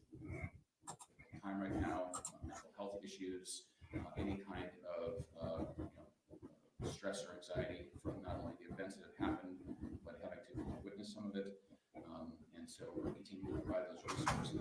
And much to the question asked earlier about other areas and other neighboring towns or communities, we received a lot of support from neighboring towns, communities, and agencies from around the state in order to offer support not only to the patients and families that we have, but also to our team members. Last question. Is there a call to action at all for blood? And just so you know, the other channel we were watching, they're covering this right now. But this angle, we see it without we see without all that. I'm going to show you guys what happened at the end of this in a minute. For right now, we and I believe the other trauma centers in the state are very adequately supplied with blood and other supplies. I think the one thing that I would ask for people who are at home right now is if you're in an area where you're being asked to shelter in place, please do so and stay safe. Can we go back to one point early? The amount of time that elapsed from when you first got notified, the first patient arrived, till the last one, and obviously some of it. Sure. Yeah, that time frame was approximately 45 minutes. We received 14 patients, critically ill patients at that time for 45 minutes. So that happened very. And just for everybody that might be joining us now that don't know, it's 18 official that have been unalived. Only 8 of those 18 have been identified and families have been notified. 10 people still haven't been identified and those families have not been notified. Absolutely devastating. Our teams responded exceptionally well. Thank you all. Keep you posted. The police will have information as soon as they can. Okay, so that's the end of that presser. The other channel we were watching, I think they missed this part of the press conference, but so they caught the very end of it. Watch the look on this man's face at the very end of this press conference. Okay, watch the look at his face. So this is the other angle of what we just watched. Watch the look at his face when it wraps up. I don't think he can handle the sign language lady. Into today, we've had an outpouring of support and offers of assistance, and again, very much appreciate all of those efforts. Once again, I want to extend our thoughts and prayers to the families, to their loved ones, and to the victims who've been impacted by this tragedy. Thank you very much for your respect for our caregivers and for those families. Watch this. Watch his look, y'all. Oh my Lord! When I just caught this, when I was panning between, windows. Watch this. Dr. Alexander, can you just describe the range of injuries that your crews treated? Stoney says, TPP, how the hell did we get from 22 last night? You know how it goes, Stoney. When stuff pops off, people be spreading disinformation real quick because they want to be the person telling people they know what's going on. And so somebody will hear something, and that is part of the social media problem. There's too many people on social media hear something and they run with it as fact instead of like vetting it out and then, saying, hey, this is what's up. Or at least leading with, this is what we're hearing, but I can't verify it. You know what I mean? And not enough people do that. So that's probably why we heard 22 last night. Let's see. People will go crazy trying to see if their loved ones are okay. Yeah, they will. And then that father we heard last night, the interview with the father whose son is the manager at the Schwinnigans, that broke my heart. That man still don't know today, this morning, he still don't know if his son's alive or not. But in his interview last night, he said, I'm just waiting for verification because I know my son's gone. When I listened to that, man, that shit broke my heart, yo. Let's see, CNN and the news stations were saying it. Oh, there you go, right? They're even worse than us sometimes. So, but 18 people though, guys, 18 people unalive, 8 identified, 10 still unidentified. Prayers for those people and prayers for their family, y'all. Prayers for Maine in general. Whole Maine is shook right now. Again, we're not going to comment on the nature of the injuries at this time. Can you say if any of the victims were children under the age of 18? He just said he wasn't going to answer that. Damn it, people. Again, not going to comment on the ages or the gender of. Do these reporters even listen at these press conferences? Do they? Are they just so narcissistic that their question is all that matters and they don't hear anything else? That's what I think it is. Implications at this time. What kind of preparation for training staff? Sure. So our team, we're a level 3 trauma center. That means that we have in-house at all times trained trauma surgeons, trained anesthesiologists, and an expert. Do you see him out the corner of his eye? He keeps looking at the sign language lady. It's messing with him, y'all. Emergency department staff. As I mentioned, when the first patient arrived at 7:24, we had approximately 25 team members, physicians, nurses, respiratory therapists who are already available to take care of that patient. By the time the 14th patient came in, approximately 45 minutes later, that number had ballooned to about 50 or 60 care providers. You right, Sam. You right.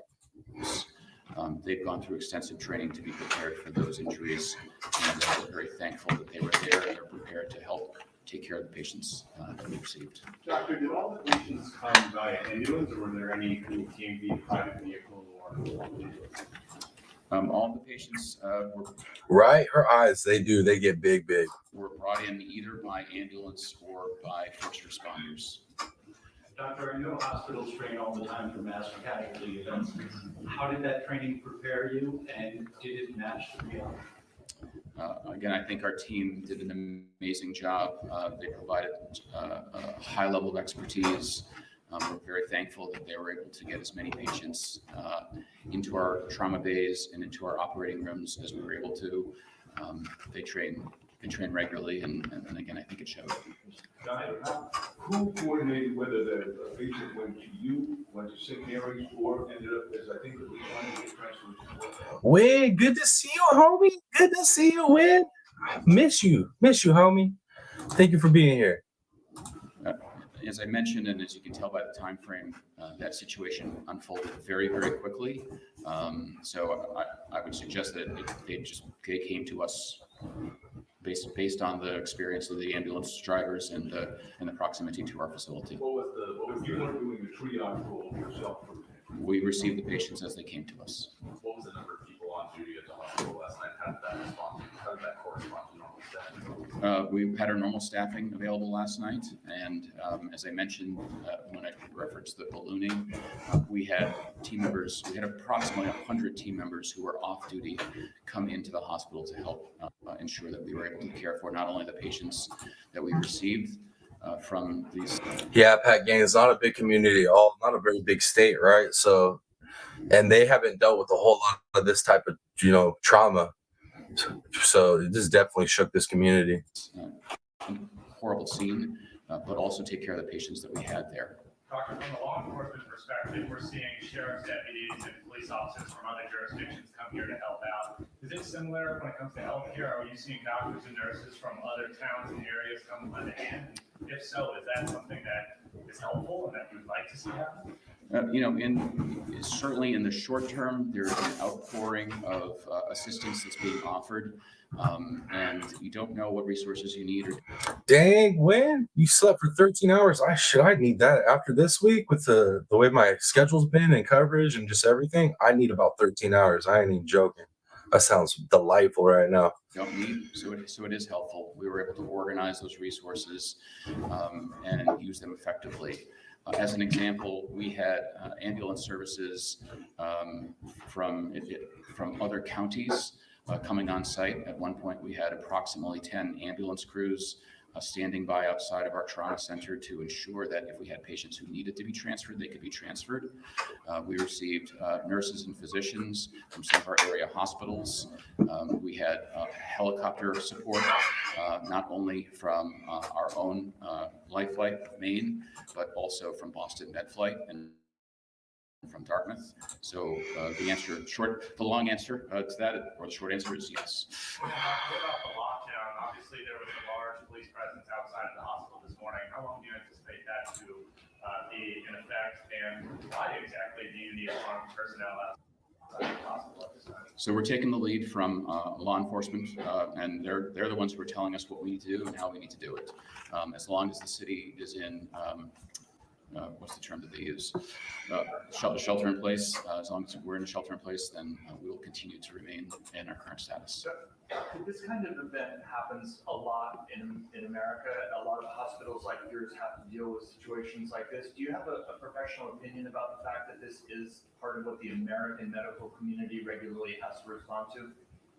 It's a good question. I don't know that I have a professional opinion. I had no medicine to help either. At this point, once my manic mode crash hits, I won't even need anything. I'm gonna sleep for 12 hours. Let's see. Bad for a big city. Can't imagine what a small community is feeling. So terrible. I mean, you could see it all over the faces of everybody involved that's local there, all the way up to the news broadcasters. It's everybody shook there. I need a recap on this. This is terrible. So when basically we have a white gentleman by the name of Robert Card. He is Army reservist, petroleum specialist, also arms trainer, firearms instructor. He was not locked up, but he was held for 2 weeks during the summer for a mental health situation where he was talking about pew-pewing people and hearing voices. And now we're here. He went into 2 different places. Unalive, 18 people were hearing at this point. There was they're saying 50 plus people injured in the whole situation. And then out of the 18 people that are unalive, only 8 have been identified and 10 people still haven't been identified. So it's a damn mess when it's a mess. TLC is me says this is all so devastating. 100%. Don Michelle, I'm so glad it wasn't as bad as they were reporting last night, although this is still incredibly sad and unnecessary. I agree with you because last night they were talking like 22 people unalive. A lot of people are speculating that number is going to go up, but today hearing that it's only 18, I know 18 is a lot, but my Lord, I'm glad it's only 18. And let's pray that if there's anybody else in critical condition that they pull through. Absolutely devastating. But yeah, let's keep rolling on this. Why did they let him out? It was a psych hold. So you know how psych works, right? They can only hold you for so long. And it's a complicated thing, y'all. It's a complicated thing. But yeah, I think having mental health issues is one thing. But the moment you start talking about unaliving people like that, there should be some type of way they can keep you locked up longer. But I don't know, man. I don't know how it works up there. I know how it works here in Cali, but I don't know how it works up there. About having to respond to this, I would just say that it's a tragedy, and I think we should do our best to respect the families, those people who have been impacted, the caregivers. I'll just add one thing. Just talking about that, we do have an incredible amount of. When it says if he's a danger to himself or others, they can keep him. Well, here's the thing, and I can't verify this yet, but him being a military reserve, there's a good chance that he was getting mental. And like I said, this is just me speculating, but I wouldn't be surprised if his mental health help and care was coming from the VA. And if that's the situation, like I said, that's a whole different conversation. But if it was the VA, then a lot of things would make sense on why he got out, on why he didn't get held. Support for people who are going through a difficult time right now, mental health issues, any kind of, And I speak that not disrespecting our military or anything. I love our military, but they don't get proper help when they come back. I don't care at whatever level, they don't get proper help. I have friends that I went to school with, high school with, the whole nine, that are no longer with us because of that same situation. So I definitely got some feelings on it. Stress or anxiety from not only the events that have happened, but having to witness some of it. When I've done time in a psychiatric ward, I probably needed to a couple times. No, they don't. Yep. You see that's what I'm saying. So this situation is a very complicated one, guys. It's definitely a complicated situation, but at the end of the day, it's an extremely devastating situation. And for our law enforcement that are still out there searching for this individual, he is trained, he is armed, and he is extremely dangerous. And every man and woman out there looking for this man right now needs prayers of protection over them, because it's a bad situation, y'all. And so we're continuing to provide those resources, and much to the question asked earlier about other areas and other neighboring towns or communities, we've received a lot of support from neighboring towns, communities, and agencies from around the state in order to offer support not only to the patients and families that we have, but also to our team members. Last question. Is there a call to action at all for blood drive? I know people want to know if they can help out. Don Michelle, no, you're on point with that. And that's probably VA or any other hospital would have probably handled that, just like Dom, that comment right there. Don Michelle says, even though he probably should have been given more intensive inpatient therapy, they probably kept him for 2 weeks and then recommended outpatient because it's cheaper. I agree with that statement. That's probably what the situation was. That sounds plausible. We for right now, we and I believe the other trauma centers in the state are very adequately supplied with blood and other supplies.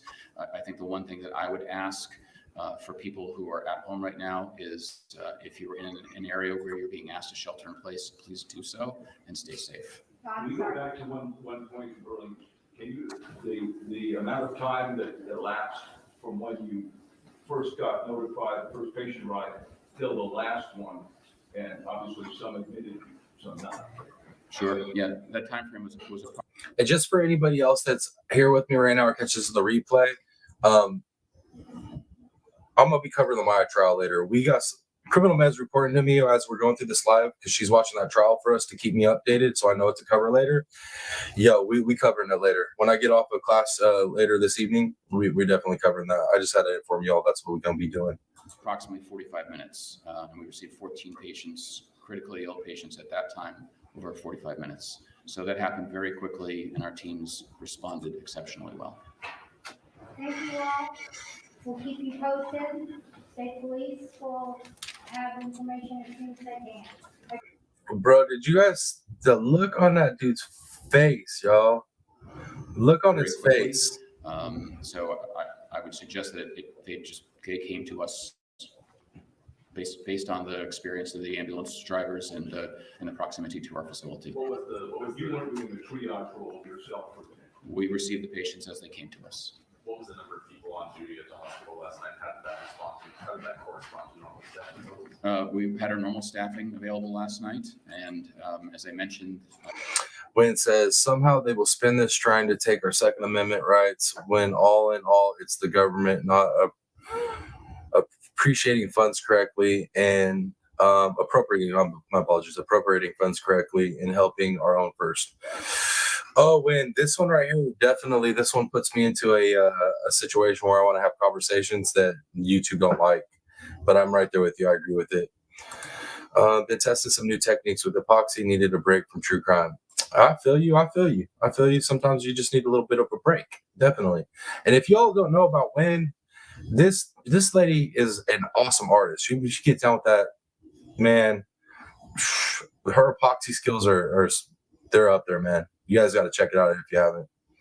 When I referenced the ballooning, we had team members, we had approximately 100 team members who were off duty come into the hospital to help ensure that we were able to care for not only the patients that we received from these horrible scene, but also take care of the patients that we had there.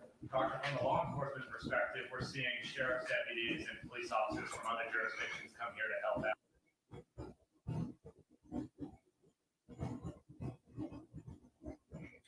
Oh, come on, system. Is it similar when it comes to healthcare? Are you seeing doctors and nurses from other towns and areas come lend a hand? And if so, is that something that is helpful and that you would like to see happen? certainly in the short term, there is an outpouring of assistance that's being offered. Can y'all still hear me and see me? My whole system just went completely blank. My whole screen just went down. So throw me a 1 if y'all can still hear me.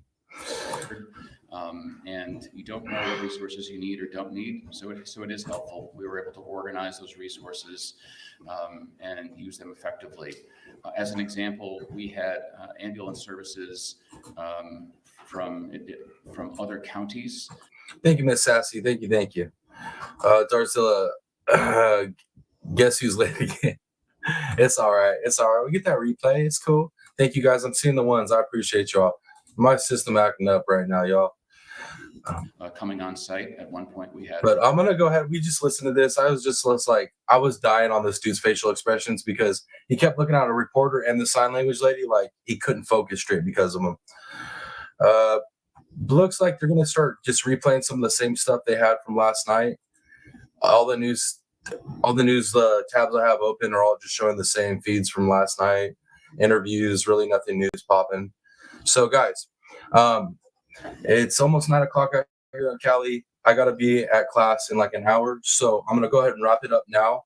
Thank you guys for being here on this live coverage.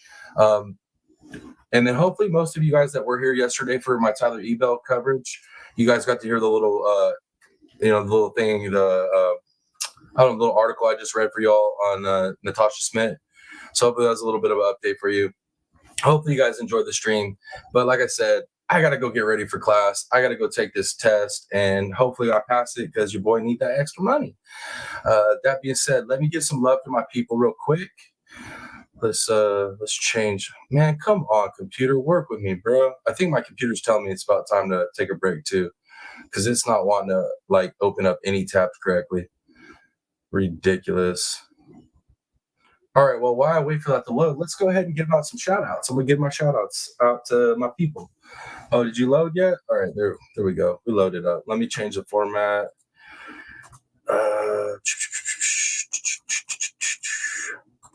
Okay, cool.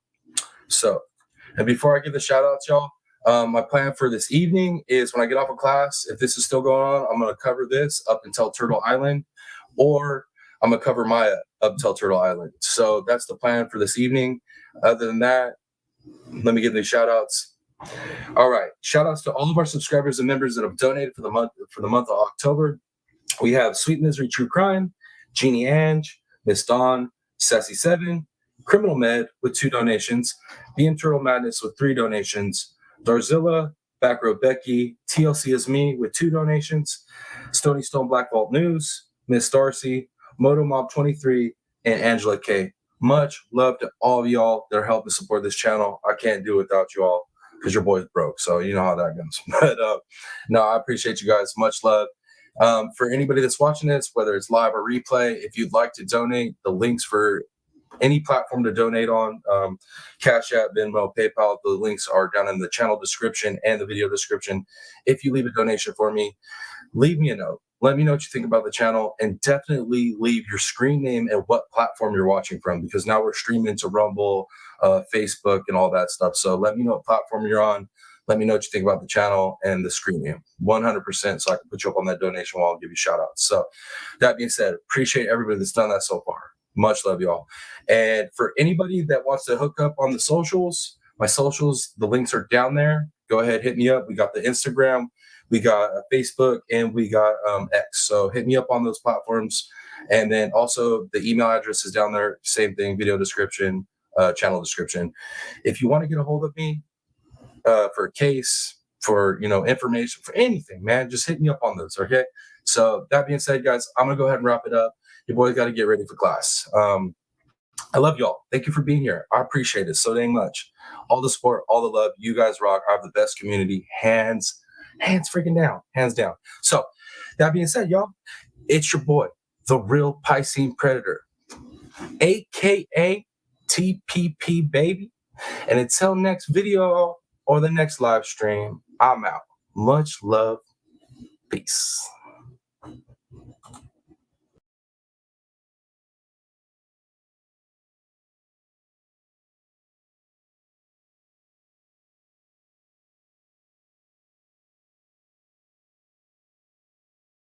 I guess I got to unmute. I tricked y'all. I got one more thing I got to add. Much love to ZA. Much love to Lori P. And a big shout out and much love to Moto Mom. Thank you for those. Those donations were awesome. And thank you all for joining up. I know y'all thought I was out of here, but I just realized I missed that part. I had to get back up here. So that being said, guys, much love. It's your boy, the real Piscine Predator, aka TPP baby. Much love. I'm out. Peace.